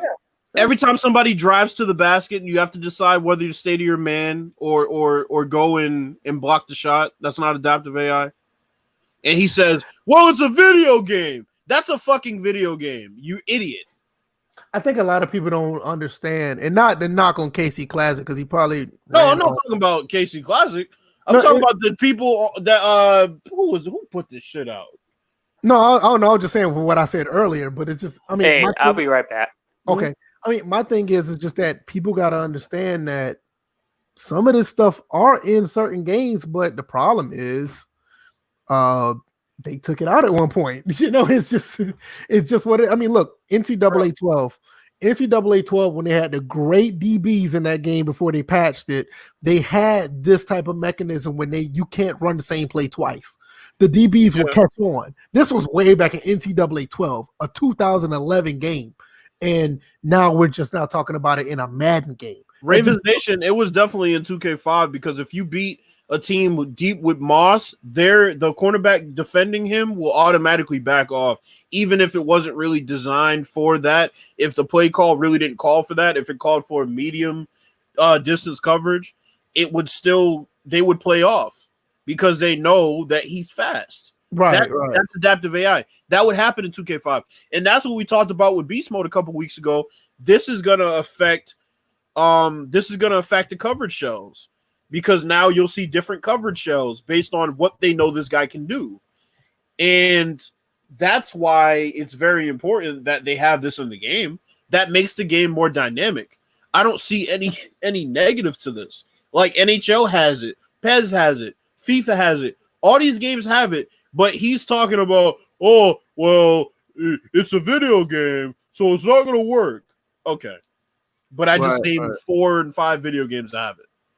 Yeah, absolutely ridiculous, bro. And like I said, that's one of the things that need to change because it's good for the game. And a lot of people that are these quote unquote tournament players, that they're just losers, they don't understand that this is, that's a part of the game. That's what defenses do. That's what offenses do. I mean, you got to understand, like even way back with the vision cone with Peyton Manning and Tom Brady and the other quarterbacks that was good around that time. They're perfect example with the vision cone on. If they're playing against them, if you're playing against them, you will literally see the vision cone move around looking for the open receiver. That's adaptive AI in a bare bones fashion right there. I mean, the problem is these dummies only play Madden. They've never played a real sports game that adapts on the fly. They've never watched football and realized what was happening right before their eyes. So they'll go online and think, oh, it's all about the stick skills. It's all about the stick skills. It's not all about the stick skills. Because guess what? If you're controlling a linebacker, that means you have minimum 4 pass rushers, unless you're glitching, 3 or 4 pass rushers rushing on the line that you're not fucking controlling. So let me guess. The people who were bitching about the pass rush not being beastie enough, I'm guessing you want them to not get home at any time so you could bitch about the pass rush, but you're not using the line, so you can't have it both ways. You can't say you want everything user control and at the same time you want shit to be all about, oh well, why didn't you bolster the pass rush? No, you can't have it both ways. No, I mean it has to be one way or not, and at the end of the day, this is why we ask just to put football in the game. I don't see where the problem is. It's just give us football. Let these players play like they're supposed to. I mean, 2K football now, he's been here the entire time. One thing I can say, regardless of how we feel about the pass coverage in 2K APF, they make it a point for their player likeness and the way they play. They made it to a T to replicate that. Like Madden has all these tools and resources, and as soon as they even try to get to that point, people start bitching and complaining, and that's wrong. It should be like a Lamar Jackson should not just be fast. Lamar Jackson should be Lamar Jackson, and that's something that some people just can't wrap their heads around. Posted King, to your point, you said pick a run play, the CPU will run for you. That's not a lie. They will control your ball carrier. Matter of fact, Homeboy's controller fell asleep at the wheel during the championship game in which he didn't throw the ball, and guess what happened? His defense was still getting stopped, even with him not on the sticks. So these clowns that are over here talking about they don't want adaptive AI, yeah, you should probably think about how much that game operates without you. Yeah, that's true. And without with your lack of football knowledge, and with your lack of adjustments. So yeah, they can cut that shit out. They can cut that shit way out. Yeah, I can agree with that. It's just, I think a lot of people just don't really see. With us, we don't just play the game. We analyze the game to know like we're getting a good football experience. And we watch football. Yeah, some people don't do that, and it's not necessarily a knock on them because they may feel like they don't have the time. Maybe they feel like they just expose themselves to being casual, and that's fine. But you have to understand, just be casual to the sport, just not be a casual of playing video games, because it gets to the point where now we're looking at a game that looks too good to play too wonky, and I think everybody can agree with that. You know, I mean, if you don't agree with that, then I mean, go play NFL Blitz. I just don't understand your logic at that point. If you don't see this game, I mean, there's nobody's denying that this is a beautiful looking game. It's been that way for a long time, and it doesn't play like what it looks like. That's a problem to me. And if it ain't a problem to you, I just don't understand how that's not a problem to you. It's ridiculous. It should not be that way. I mean, it's just crazy. It's like everybody's a pro gamer until they play a gamer like us that literally just knows the fucking sport, and they realize how shitty they really are as a player. Right, you know, and it shouldn't, like I said, it should not be like that. They know how to play Madden, not football, and that's the issue. Well, it's just like I used to say, don't play video games, play basketball. They can actually do that in 2K. In Madden, y'all motherfuckers go online and y'all play Madden. Y'all don't play football, and that's the issue. But that just goes back to what we were saying about look at the championship game. Look what that dude did to win that championship. Nobody's going to sit here with a straight face and say, "Hey, that guy was playing football to win that championship." Not when you got these players out of position like that and not even attempting a pass. No, it doesn't run like that. It doesn't. You know, I mean, the only team I know that actually won a game without doing pass completions was Georgia Southern when they beat Florida. Because they literally ran the option. But that's college. Right. And you're more than likely to run into that. Like Army does it all the time. And then you got to go back to the 40s. So And I mean, that's what I'm saying. I mean, if your offense is based on running the triple option, yeah, you're not going to pass the ball. I can understand that. But I mean, like in a pro game, like DJ said, in a pro game, no, it's no way that should not happen. But Chris Thomas, that's what I'm saying. They think stick skills. Imagine this, right? Just imagine this for a second. Imagine if these same idiots that bitched about adaptive AI, imagine if they considered stick skills, I don't know, maybe being able to time the new releases in the game. Oh, I don't know. Maybe having to use momentum and your guy cutting in and out of lanes and having to consider whether he's decelerating, accelerating, before they make one of those fancy little jukes they put in the game. Imagine if that was considered stick skills. We wouldn't have this issue. But they don't talk about that shit. Oh, I forgot. Another example of adaptive AI. Pursuit tackling. Yep. Yeah. Yep. I'm like, they make adjustments on the fly, depending upon where your guy is. And sometimes they'll just give up when they can't get you. Yeah, I mean, it's that simple, man. People, they gotta wake up, man. No. I mean, at the end of the day, I mean, we covered this a good bit. Like Madden 21, just off the trailer. What are your expectations at this point? Just off the trailer. Yeah, just off the trailer. Like, what do you? I ain't gonna say what your expectation for the game. What do you think is going to happen going forward at this point with what we saw so far? Oh, you can go, DJ. I think I know EA Play, they're probably going to show gameplay, and then it leads into the live streams, the scheduled live streams, and then they'll do that whole thing leading up, roster reveals and stuff like that. The typical stuff that they do. Yeah, I think that for the most part it's going to be status quo, and even when they decide to pull up and give us the next gen version, they're going to try to probably carbon copy the status quo, but give us a little more pizzazz. I highly doubt that they'll do many changes to franchise mode. It would be nice. I think they'll give us a little bit more stuff to do in franchise mode, but I don't think it's going to be anywhere near to the over the top or anywhere close to what 2K21 is going to do. Because we already know at this point, we know that they're going to give us a fleshed out My League. We already know that. See, so, my bone to pick with 2K as far as My League is that the glitches that they didn't take care of, that in a way visually harmed the mode, and then actually give them an L for the GM mode. Yeah, I can agree with that. Because you would think was an L. Yeah, you would think the GMO would be a little more robust than My League, but it seemed like My League is the mode. Well, what they did with my GM was the fact that they went with the whole, okay, you're competing against a leaderboard and you have certain amount of points that you can do certain things. Like, no, my whole point was to be able to interact with people and make whatever movements I felt necessary. And if I wanted to, let's say, play a game and stuff like that, I could do that. Or if I could watch, I would be able to watch. Like the big fail in my league was the fact that you can no longer watch CPU versus CPU games unless you switch that team that you're not controlling to user control, which they did it after the release of 2K20. So Scott OG, if you ever listen to this, Mike Wang, Czar, I never addressed that and just did it on a whim, no explanation. So that was inexcusable. I think my expectations for Thursday are as follows. They show the next gen trailer. They try to get it out of sight, out of mind as quick as possible.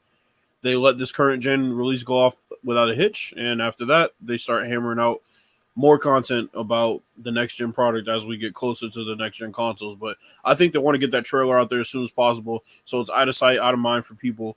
So they won't be thinking about that heading into the release of the current gen title. Yeah, I can see that. Yeah. Okay, let's look at a couple of these comments before we go to the next topic. Let's see. 2K Football Now says most of these top Madden pros have never played another football game in their life. They probably never played football in general in their life either.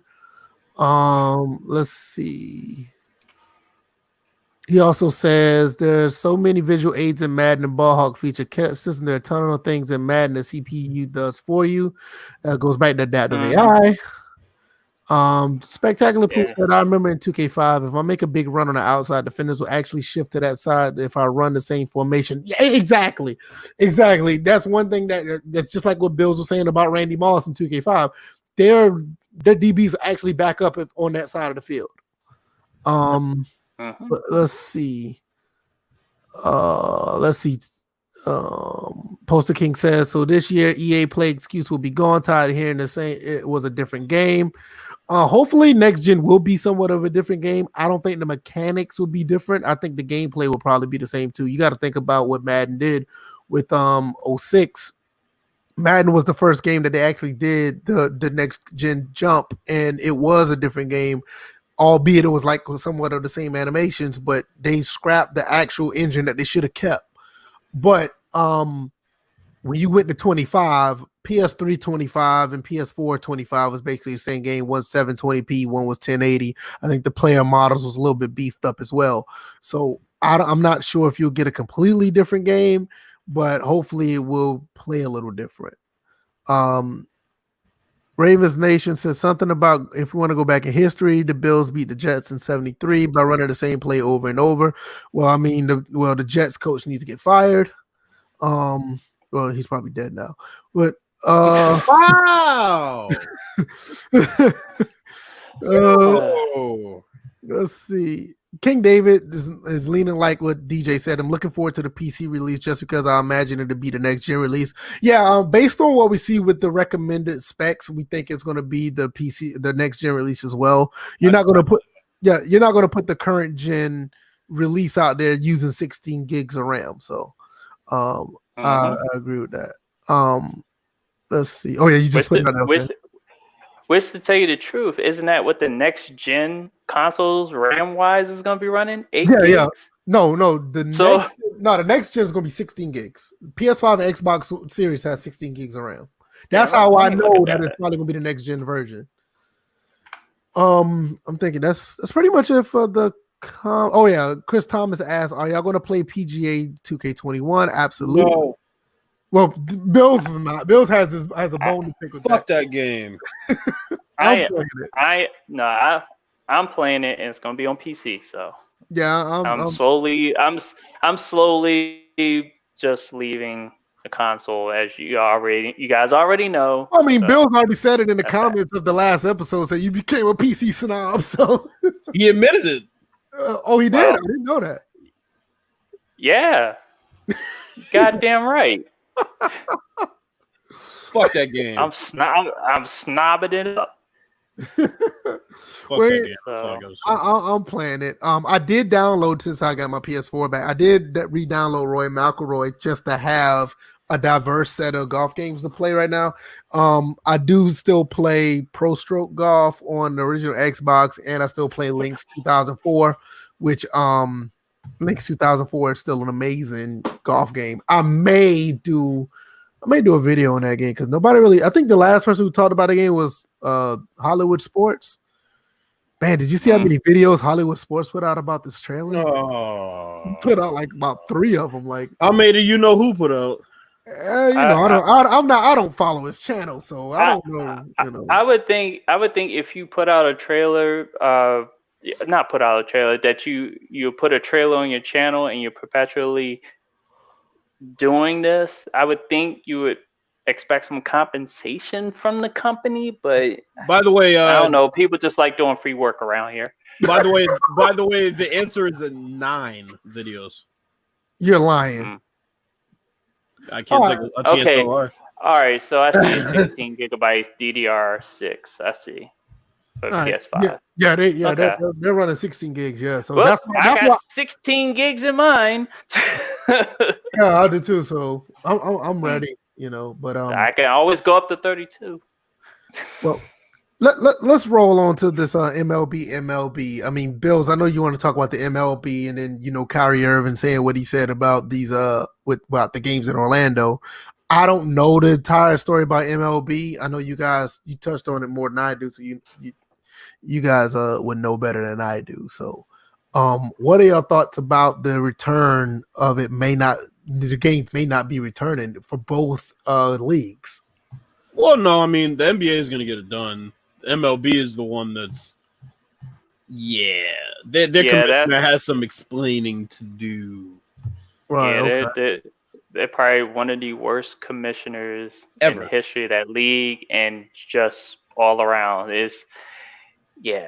I'm like, he's already reduced the value of the World Series championship trophy.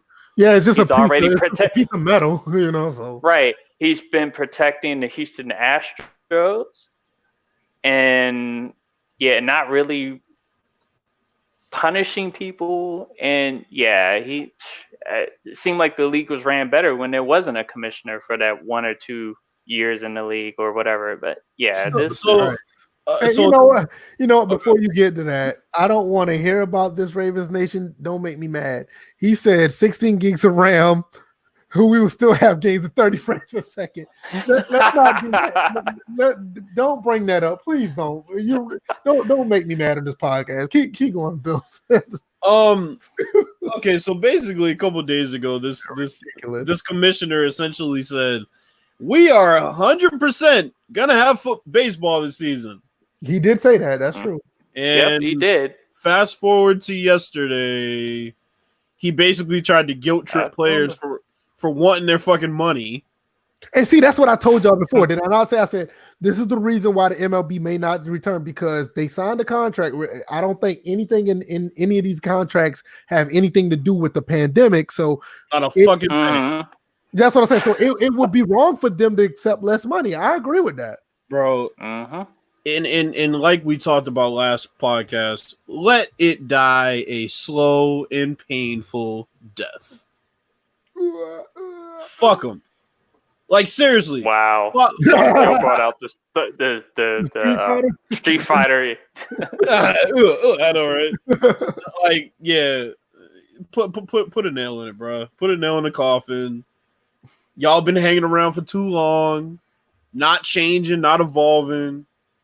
Yeah, get them out of here. Yeah, I think they've gotten to the point where they really, shooting themselves in the foot is not even it's an understatement. I mean, they're basically just they cooked the poison and ate it themselves. To the point where one of their players, and he's a pretty good player, Jason Kipnis, he said, "Hey, Adam Silver, you up? quoting Major League Baseball players in general. Yeah. When you're basically calling out one commissioner of your league and saying that there's another commissioner that's doing it way better than you, yeah. Yeah, that's pretty bad. I mean, I don't. I mean, he already said there may not be a season. So, who's asking where is everybody going to go? Send their ass to Korea. You playing around? Wow. No. Well, wait a minute. Korea got problems right now. Japan and Korea. Japan and Korea. Korea's currently they're having games right now. No, South Korea just got their one of their. I saw it. Yeah, they got one of their like military bases or one of their like peace treaty places blown up today or something like that. Oh no, that was in North Korea, and it was a liaison building that was blown up, and that was North Korea just saying "fuck this shit." Think about it though. But still, think about it. What player about to go over there with North Korea already saying, "Look, hey, you know what? Let him go play cricket. Let him go play cricket then." I think honestly, I don't know how well the Dominican Republic is established, but they love baseball too. I wouldn't mind seeing some of them go there, or like you said, Japan. Japan would be. You're talking about they're in the wintertime and they have encountered their wave of COVID-19. I'll tell you what'll happen if it gets really that bad. I'll tell you what'll happen. Older players, former players will just pool their money together and make a league. That's all that's gonna happen. I tell you what, it'll just be another season of Bryce Harper, no World Series ring. Man, you ain't shit for that. After accurately predicting last year's champions. I'm a 25% fan of Bryce Harper. I'm a fan of Bryce, but I'm like, you left and we won the World Series. Yeah, that kind of yeah. He said so. It ain't gonna be the XFL. Nah, it's not that. It ain't gonna be the XFL. Yeah. That's gonna be a big time money situation because MLB gonna be hemorrhaging fucking fun soon. That commissioner ain't no Vince McMahon. Right. This ain't gonna be no side thing. This is gonna literally be what they're doing. Right. They'll do a better job, I believe. Oh yeah. As far as the NBA, Kyrie Irving's been making waves. He wants players, and this isn't just him, but he's really the only one that's kind of come out and said it. He thinks that the players shouldn't restart the league this year. They should be focusing more on social justice issues. I'm sorry, I think that's fucking stupid. I'll get to that in a second. He also said in the call he thinks they should make their own league. I think that's not stupid. I'll get to that in a second. Why don't they just go over to Ice Cube's league? Oh, hell no. I might want to play 3 Yeah, that's the problem. Man, you realize how because it wouldn't be. I bet you if they would all just be like, you know what, Ice Cube got a league. Let's he don't have the money. He don't have the money. He may not, but at the same time, he could eventually.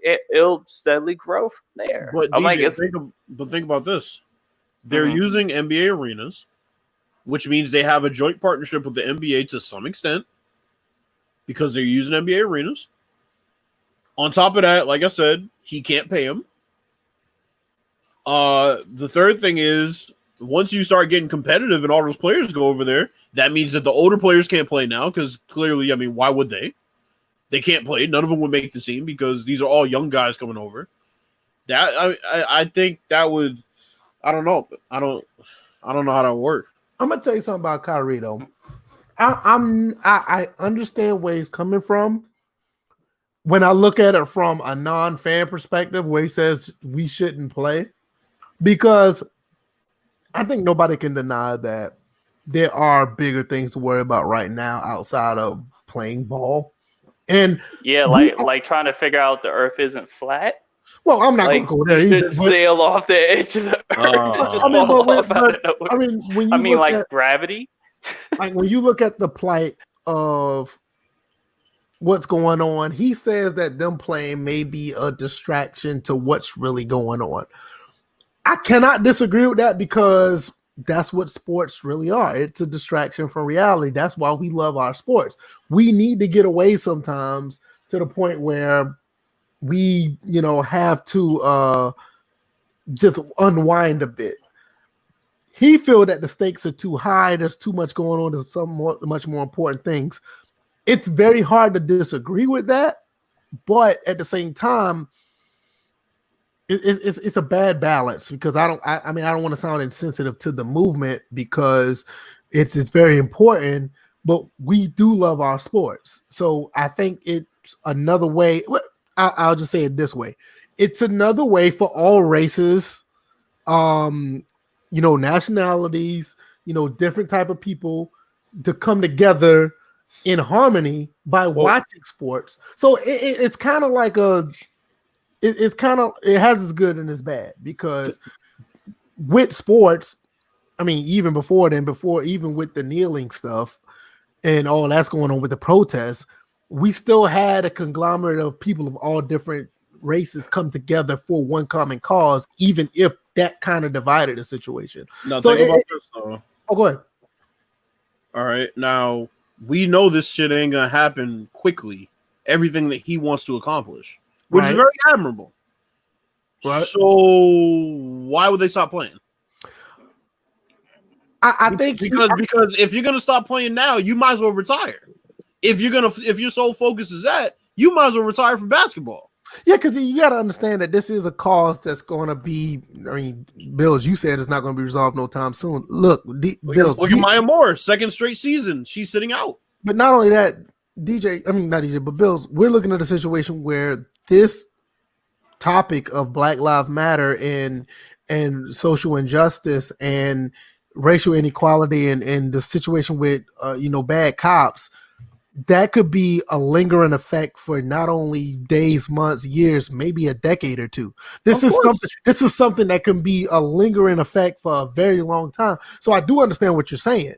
Now, I don't want to say what is his remedy to? Okay, none of us play. Okay, so we didn't play this season. So is it any less insensitive to go back next season? Because I don't think it is. Especially when you're bringing up starting a league, then clearly your focus isn't just this. Exactly. See, that's what I'm saying. It's like I'm trying to look at it from both sides because what he's saying isn't wrong. It's just that the way he's saying it is kind of like, well, you have no end game to what you're doing. Because if you say that, hey, this is not the time, when will be the time?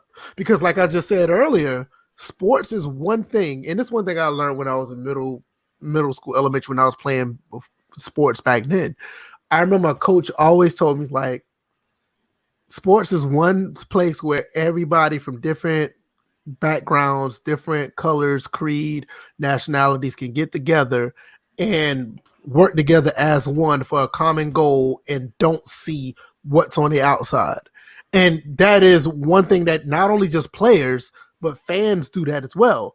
Yeah, we may think that a person next to us smell bad and he don't do this, that, but we're not looking at the color of them when we're at a game watching a football game or a basketball game. That's one thing that we're mindful of, especially as African Americans, but we're not really thinking about it. And it's a way that if you want people to come together to embrace different races and different, nationalities and people love each other as one like they're supposed to, sports is a good way to do it. Bringing sports back is a phenomenal way to do it.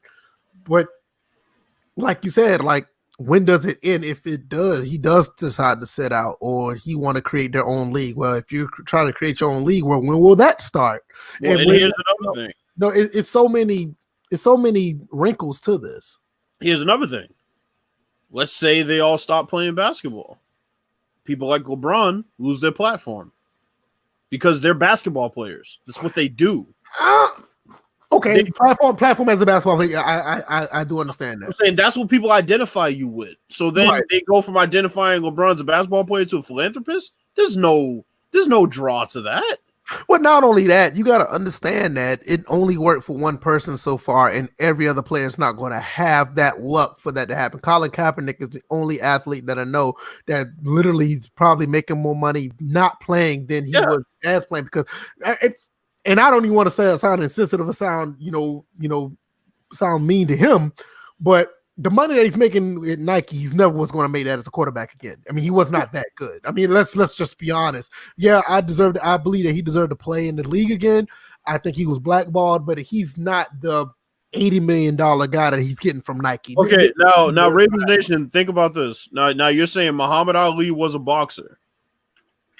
I don't know why you're bringing up Muhammad Ali, but Muhammad Ali lost that platform and basically was ignored that whole time he had a boxing license. Was he not? There was hoopla for 2 weeks about him losing his boxing license. And then what happened? I don't want to get into semantics thinking that LeBron's going to be okay if he's not a basketball player. I mean, yeah, that's obvious, but LeBron's lane is not for him to be constantly speaking on social issues. I mean, he may sound and mean well, but you want to talk about somebody that would tarnish their just legacy as a known figure. That's one of the best ways you can do it. Regardless if he's right or not, it's just something you're almost asking, like, social suicide at that point. I don't think it. I mean, you see what happened with the China situation. But that's what I'm saying. He won't have that platform anymore. The reason he has that platform is because people have eyes on him every time he plays on national TV. The reason he has that platform is because he's going up on stage accepting awards at the ESPYs. That's why he has that platform. He should use that platform. Bill Russell used that platform. Kareem Abdul-Jabbar used that platform. They didn't say we're going to sit out. Right. So they understood their platform. Jim Brown understood his platform. Muhammad Ali understood his platform. But you have to understand that they did their thing while they was playing, but they did, like you said, they didn't necessarily sit out outside of Muhammad Ali because he did not want to go to war. That right there's a totally different issue from what we're talking about now.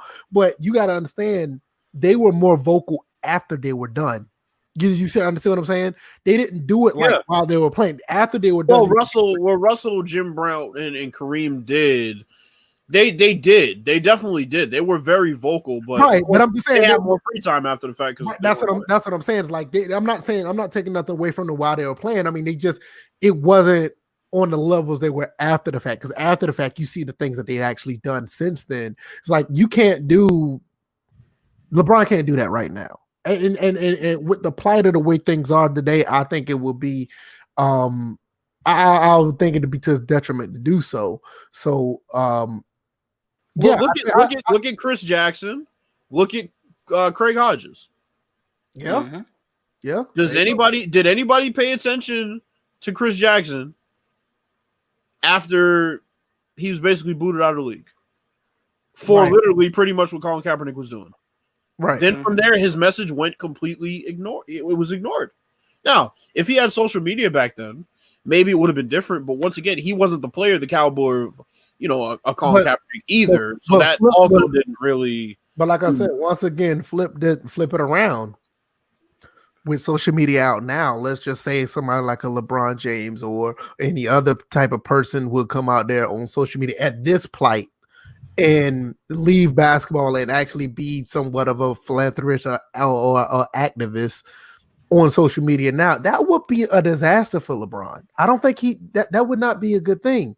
Like, yeah, you doing the things because of you're giving you have a voice from the aspect of you became nothing to something through your talents, through your skills. And that's the reason why people listen to you. The school, the foundations that you put together, the things that you do for the kids, it's through that. If you try to do it through activism, people are going to look through that and think it's going to be for a nefarious cause. That money's going to dry up. Let's be quite frank. The money's going to dry up. Financially, he won't be able to back it. Right. I don't think you would want to do that, because people look at it through a nefarious lens when you do it in that level. You're like, it's almost to the point where it's like, I'm going to give back from what I've done. See, Colin is the only one that actually can benefit from that because of what happened to him. if you just say, hey, I don't want to play because of this, and then I'm going to go do that, people are going to look like, wait a minute. You weren't necessarily in the same shoes as Colin. You were able to still be better and do more things with your platform instead of walking away, because to me, it just feels like that people don't see you in that light. Well, more importantly, it becomes oversaturated when you have more than one Colin Kaepernick. Right. You got to understand, like that same thing with Colin. It's like when you got to see what happened to him prior to him getting this deal. Like when he decided to do what he did, he was excoriated for a long time until people started to realize, like, okay, we see what's going on with him. He got blackballed for real, so we understand why he's doing it. Now y'all have an opportunity. So it's like, I think, well, what you were saying, Bills, that they should play, and I think with them playing was still, because you also have to understand that this whole situation with this whole movement of Black Lives Matter and with police brutality, this is a generational thing. The thing with Colin Kaepernick is a generational thing. Kids kind of will pull towards somebody who's actually still playing a sport while they're doing this, because they can relate. They can't relate to some guy that's just behind, some social media just talking, or you'll see him every now and then and saying something. Let me answer the Poster King's question, because he said, why do you take that NFL money like Jay-Z? Where is he at? Okay. Here's the thing, bro. When a company like that settles and pays you that money, they're basically admitting fault. They're admitting they did something wrong. You see them circling back around and changing everything that they set in place, right? Because they just didn't want it to come out in public. They just didn't want it to come out in public.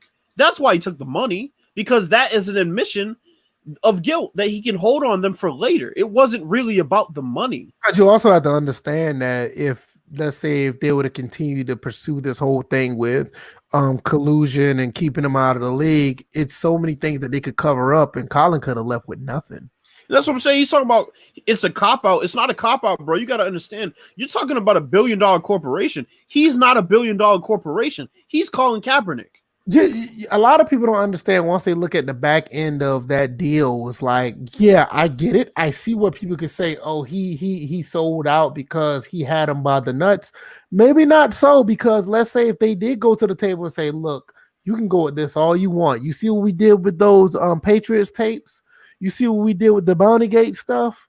We can do the same thing to your shit, and then all of a sudden, people going to look at you like you've been doing this for nothing because we erased everything that we had on our end. Like, you don't get, bro. It's a numbers thing. They control the narrative. They're the NFL. They came out and said, we're going to conduct a self-investigation to find out whether we had the tape of Ray Rice punching his wife. And if it wasn't for TMZ, that would have got covered up too. A self-investigation where they came back and, of course, said, we didn't have the tape until a week ago. Stop. Well, this is what I'm saying, Bills. It's like, you got to understand, they self-investigate themselves all the time. And like I said, if it wasn't for TMZ, my son just woke up. If it wasn't for TMZ, we would have never saw the Ray Rice situation. Never would have. No. So, the NFL would have just saw that, like you said, Bills. Oh, we just saw it a week ago. No, they knew it was always there. They was just covering it up just like they always do. They covered it up. They gave him 4-game suspension? 2-game suspension? I don't remember what it was. 2 games?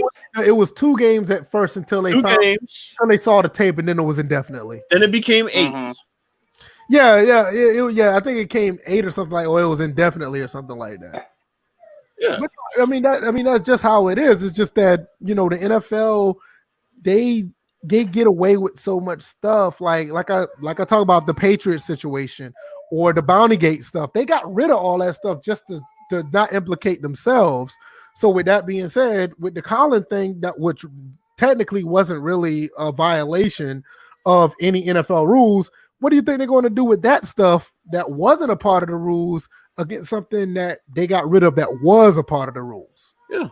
So it's like you're almost like you're almost in a situation where, hey, the NFL could easily get rid of it. Colin could look like a fool for kneeling because he has no evidence. But Ravens Nation, that's what I'm talking about. The Patriots are forever looked at as cheaters, yet they got a slap on the wrist that they recovered from immediately. It's like, yeah, but your father's a separate case, bro. I kind of understand where he's coming from, but you got to understand the game that the NFL plays. Yeah, like you see, they have a track record of getting rid of stuff to not make them look bad. Look up all the cases Vince McMahon's had and how many times he's settled out of court. Look at how many times R. Kelly had cases and settled out of court, bro. You're not getting it. Right. You know what I'm saying? It's like, you got to understand, like Ravens Nation just said it perfectly. He said 500,000 to Robert Kraft is like $5. So right, you're not getting it, bro. Once again, the NFL and Robert Kraft probably just colluded with themselves. Hey, look, let's make it look bad, make it go away. Yeah. Little slap on the wrist. And we absolutely we'll destroy the tapes. They won't ever see them. Right, and we agree with you, Poster King. That is a problem. It's a problem, and that you got to understand. It's reality, yeah. It's a reality. You got to understand. Like if Colin and his representatives are at the table against the NFL with their representatives, and they're like, "Look, we know we fucked up. We don't want this to get out, and if you keep pursuing this, by the time you find what you want to find, we will destroy everything, and then you won't find nothing. So everybody going to think you're kneeling for nothing." Okay, Poster King, you're saying he had phone documents with text of conversations.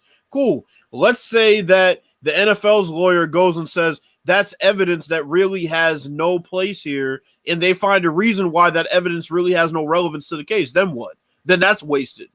Yeah, Bro, we've seen it in cases before. I mean, I can't sit and act like I'm Colin Kaepernick's lawyer and I somehow know more than him about why he shouldn't have taken the settlement. I mean, it's almost ridiculous. We didn't go for school for this, bro. Yeah, but you gotta put two and two together. You gotta think of reality. You gotta think of reality a little bit. I'm almost like 80 to 90% certain that this is the reason why he took that settlement, because it was just way too much going on, and it would have probably looked bad on his end. The NFL already looked bad, but they probably had leverage to say like, hey, whatever comes out at the end of this, we probably can get rid of it faster than you can find it. So what are you going to do? And Colin could be sitting there like, well, I'll fall back and do what I got to do on my end. And on your end, you're basically admitting guilt, but just not to the extent where you should have. So it's, like I said, he got the Nike deal. I mean, but I'm confused though. It's like, I don't get this. So a guy's not allowed to have income because he's fighting for social justice. I don't get this. Like, what are we doing here? Yeah, I don't understand that. I mean, what are we doing here? He has to work at McDonald's because he's fighting social justice. My only thing about that, and we talked about this in a past episode before we wrap this up, I understood at the time what the NFL was saying, because at the end of the day, yes, we do have freedom of speech, but that is your job. If your job don't want you to do something, you could get in trouble for it. I don't agree with it, but I mean, at any job, that's the case. Should Colin did what he did? Absolutely, because the cause is bigger than what the fuck the NFL was talking about back then. Yeah. But I understand what they're saying. Like, look, you're an employee of us. We don't want this to happen. And at any other job you're at, that's going to be the case. Like I said, do I agree with it? No, but I mean, I can't go to my job and just start protesting some bullshit. They're going to like, look, you better drive that goddamn truck or you're going home. I mean, that's just basically pretty much. That's basically how it is. I mean, I hate to say it like that because Colin Kaepernick's cause is way bigger and is way more important than anything that we've probably seen in our lifetime. But that's the reality of it, and it sucks, but that's the truth. But I mean, I don't. But oh my, see, he's comparing. Oh. He said, "No, you already have 100 million. Why not fight?" Their cases were completely different. Tom Brady and Colin. You know what? What are we talking about right now? I'll just say this, Poster King. I appreciate you coming through and listening and dialogue with us and conversating. But that is a totally different can of worms that I feel that Tom Brady was literally appealing a suspension. That's totally. That's a totally. It's not even close to the same thing. Yeah, that's almost totally different. Anything else y'all got before we roll? Oh, let me. If Pooh's still here, I'll do the PS5 impressions real quick. Just do it anyway. He'll probably listen later. Yeah. As far as PS5, I think they had a good offering in games they showed. Unfortunately, they showed a lot of multi-plats that are going to be better on Xbox. Because Xbox is a superior system and will be again. Yeah, well, it is. That is true. But, Miles Morales looked really good. Horizon Zero Dawn 2, I guess we could call it, looks good. Gran Turismo looked good. That's the. I know I sound so lame, but that's the game I'm actually looking forward to more than anyone. I saw it and I was more interested because you were talking about it than if you weren't talking about it. To be quite honest, I'll probably try it. You kind of sold me on it based on how you were talking about it. Yeah. Overall, pretty good presentation. I just need to see what Last of Us 2 looks like on the PS5. I ain't gonna lie, I re-downloaded. Yeah, I want to see what that looks like too, because I'm playing it on a PS4 and the PS4 Pro is 1440p at 30 frames. It's not even a true 4K game, but it's 1440p at 30 frames. And if you're playing on the base PS4, it's 1080p at 30. So I'm sure it looks nothing like the fucking 1080 at 30. But I'm saying it probably looks nothing like the gameplay we saw last year. Mm-hmm. Until you get the PS5, which means that pretty much confirms what I said a year ago, which was it's running on a PS5 or a high-end PC. Yeah, they say the game looks beautiful, but I need to see. They should have did 1440p 30 and 1080p 60. I mean, I'm not really caught up on it because I know these gen consoles, not caught up on it, but I would like to see a 60 frames per second version on the PS5. Look like, based on the power of the PS5, look like that's what we're going to get. Mm-hmm. But, I think everything is going to be pretty good. I'm really liking, what I saw as well. I'm with you. It looks pretty cool. Xbox. Yeah. I really want to get one just because I like consoles, but my PC pretty much does what it does now. So I'm gonna get an Xbox only because I think that the price to build a PC that would be equal to it or above it would be $300 or $400 above. So yeah, if you build you with some of the PC parts now, based on what I seen yesterday, because I was looking at some yesterday just to be nosy. If you build one that's equivalent to the PS4, PS5, Xbox One, or barely the Xbox One, Xbox Series, you'll probably be spending like you said, about $250 more. So it's kind of it depends on if you want to do extra. If you just want to play Xbox games, I mean, that's where it's at. But if you want more than outside of that, then you want to build it. But I mean, we're going to get you on PC eventually, even with you are. Yeah, we are. Because I mean, at some point, all three of us together need to be playing with mouse and keyboard on some of these shooters. We got to do that. Yeah, I'm good. I'll probably stick with the controller on the PC because even the controller. Bills, me and you gonna be carrying DJ in the games. Not really. Not really. I was piecing up people that was on mouse and keyboard on PUBG. So screw that. I got you. All right. Anything else you want to add to?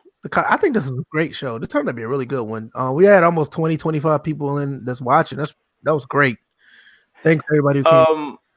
I sent in the DMs that they're shaped. The PGA Tour 2K showcased a hole as far as like a round of golf. Oh, I'm looking at it. I was gonna say a hole isn't the best way to leave that hanging out. Right, yeah. I thought about it. I was like, okay. You know what this looks like? This looks like a mix between the golf club and Roy McIlroy. Yep. It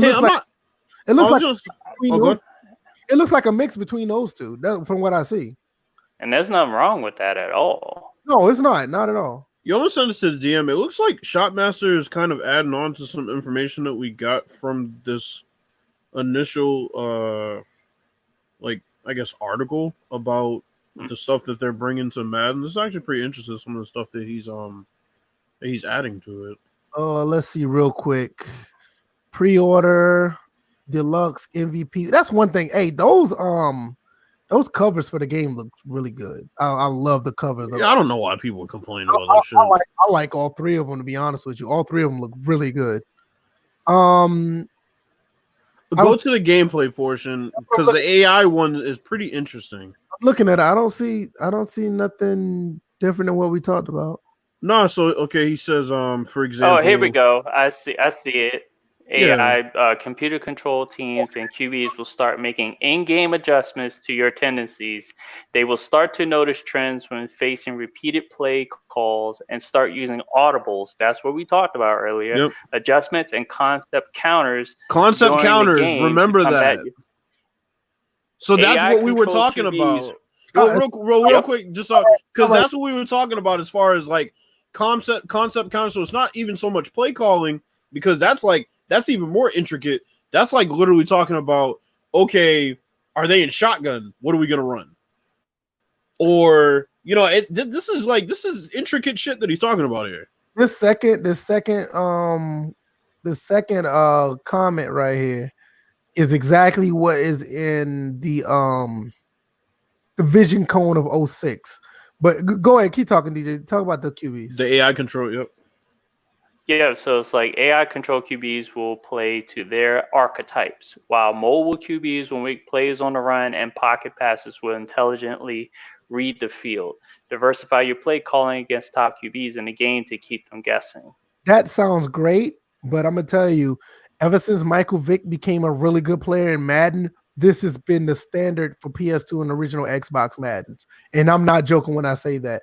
These quarterbacks on those games will take off on you if need be, and the pocket passers will know if you're calling the same play. It's good to see it back in Madden 21. I'm not knocking it, but this is another thing that I can't speak for but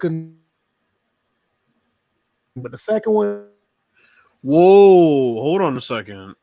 What's up? So okay, we skipped one because the ball carrier one has something too.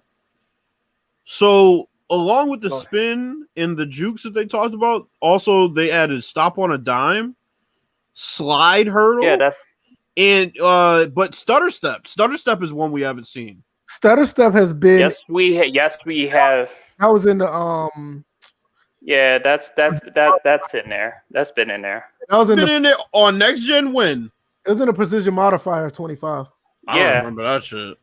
Yeah. Oh yeah. I don't remember that. And either way, they're bringing it back, so it wasn't in Madden 20. Well, so a lot of times you just like some people didn't use the precision modifier, so it was put in there so you can use the different type of moves based on the person, the runner you had. Stutter stuff, bro. Yeah, if you run the stutter. Yeah, if you run with a running back, and don't press turbo yet.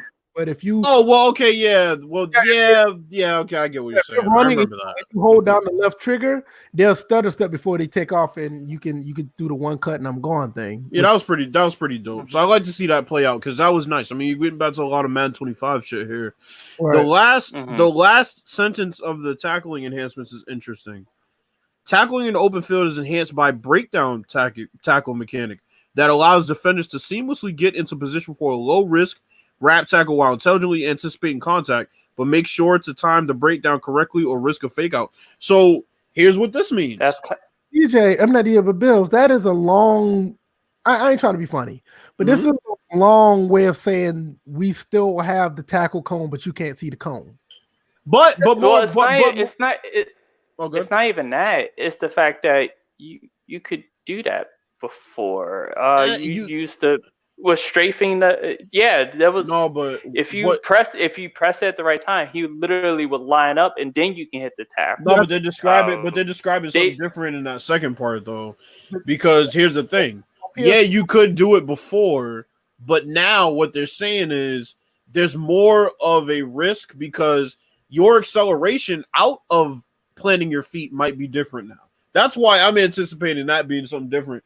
Because they're talking about timing the tackle or risk of fake out. It's like now you could probably plant your feet, homeboy could stutter and have the acceleration to get away from you, as to where, like, this past year they've been flying around the field when they're strafing, and it like really doesn't matter when you time to. So that's different. What they're talking about. When you're looking at it from a game by game basis, like from one game to the next, absolutely. Like this sounds new, but this whole tackle mechanic, they did this with the tackle cone. They did this before even the tackle cone when you strafe, like DJ said, and I remember the X button was the conservative tackle, and the square button was the aggressive tackle. It's the same. No, I remember that, but I'm saying I think what they're doing is it was still kind of in the game, but what they're doing now is I think they've enhanced the movement system so that matters now.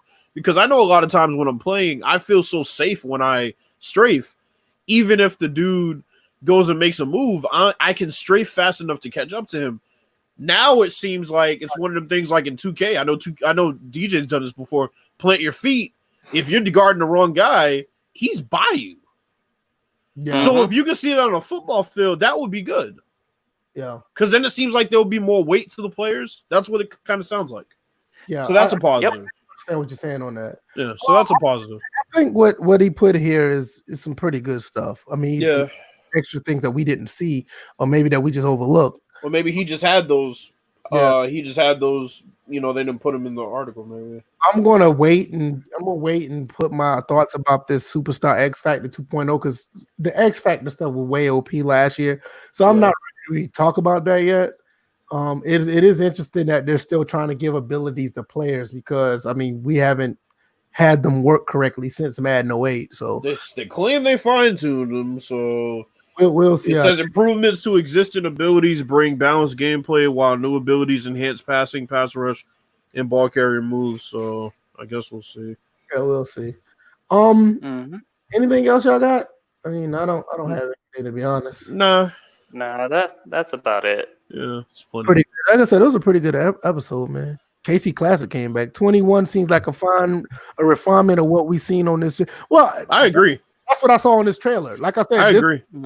Like I said, this trailer felt like something that we should have gotten 19, especially with real player movement, because that's all I saw in the trailer. Let's be honest, it should have came in Madden 16 or Madden 15, we should say, based on everything that they're talking about. It kind of was in Madden 25. Well, that's true. I mean, that's what I'm saying. But like I said, when you talk about real player movement, that's all I saw in the trailer. So, we'll see how it goes. Once again, this is episode 150 of the First and Framerates podcast. I think this was a very good show. Turned out to be very informative. Everybody who came through, we really appreciate it. Check out the other content that we all do on this channel. DJ on his channel. We're still going to make Bills do something on his. We can figure out how to actually. I don't care about my old ass PVR. He's going to do something. Off-screen recording. They're all recording with the phone, something like that. But back in the week with more content. There you go. on iTunes, SoundCloud, Google Play, also in the Discord. Yeah, get on the Discord, like King David said. Like, definitely get on the Discord, and we could talk about this later on, tomorrow, the next day, Thursday when we're back. Hopefully, we have some more information with EA Play. Oh yeah, because that's going to be actually live during our pod. Oh, what time is it? I think it's going to be 7 p.m. Oh, that's great. So we'll probably start early if that's the case. We'll figure all that out. So maybe we'll do the same thing like we did last time, and I'll actually be here this time. Yeah, I'll just have it live, right? A live reaction. So hopefully we'll see how that plays out. Nevertheless, like I said, check out the channel, man. Check out DJ's channel. Bills, follow all of us on Twitter. I'm not on Twitter as much, but I do say something every now and then. Thanks, Poster King, for the kind words. I agree this was an excellent show, but it's not excellent without you guys. This was a ton of feedback on this episode, and we didn't even call it a Q&A show, but this was really good. This is the type of stuff we ask for when we do ask for Q&A every week. But it's funny though, when we do ask for Q&A, the only person that posts is like Pooh and King David. And King David. Davis Nation. And Chris Tom. Nah, don't do that, B5. Oh, see. I'm going. See. Yo, maybe we should just give him the link and let him into the StreamYard conversation. He did that on purpose. He was here the whole time. We're not doing that. I'm going been here the whole time. We just getting started. Yeah, he was here the whole time. But yeah, man, we're gonna be out. We'll be back Thursday, definitely, man. Especially with the EA Play. If it's around the time we do the podcast, we're probably going to live stream and give y'all guys a live reaction. So be on the lookout for that. I got a few more videos in the can, and I think that's it, man. Hope you guys enjoyed. B5 be here earlier next time. At least say something earlier because I think he was here. Right. I think he was here from the beginning. I think he did. Go to Twitter and we'll send you the link. You can at least hop in our conversation. About to say it's not like there's traffic on the way home. All right, man. We out, y'all. Y'all be blessed. Y'all know, man. Y'all be mindful of what's going on. Y'all know what's happening out here. Yeah. All right, y'all. You guys be easy. Peace. Peace. Black Lives Matter. Peace.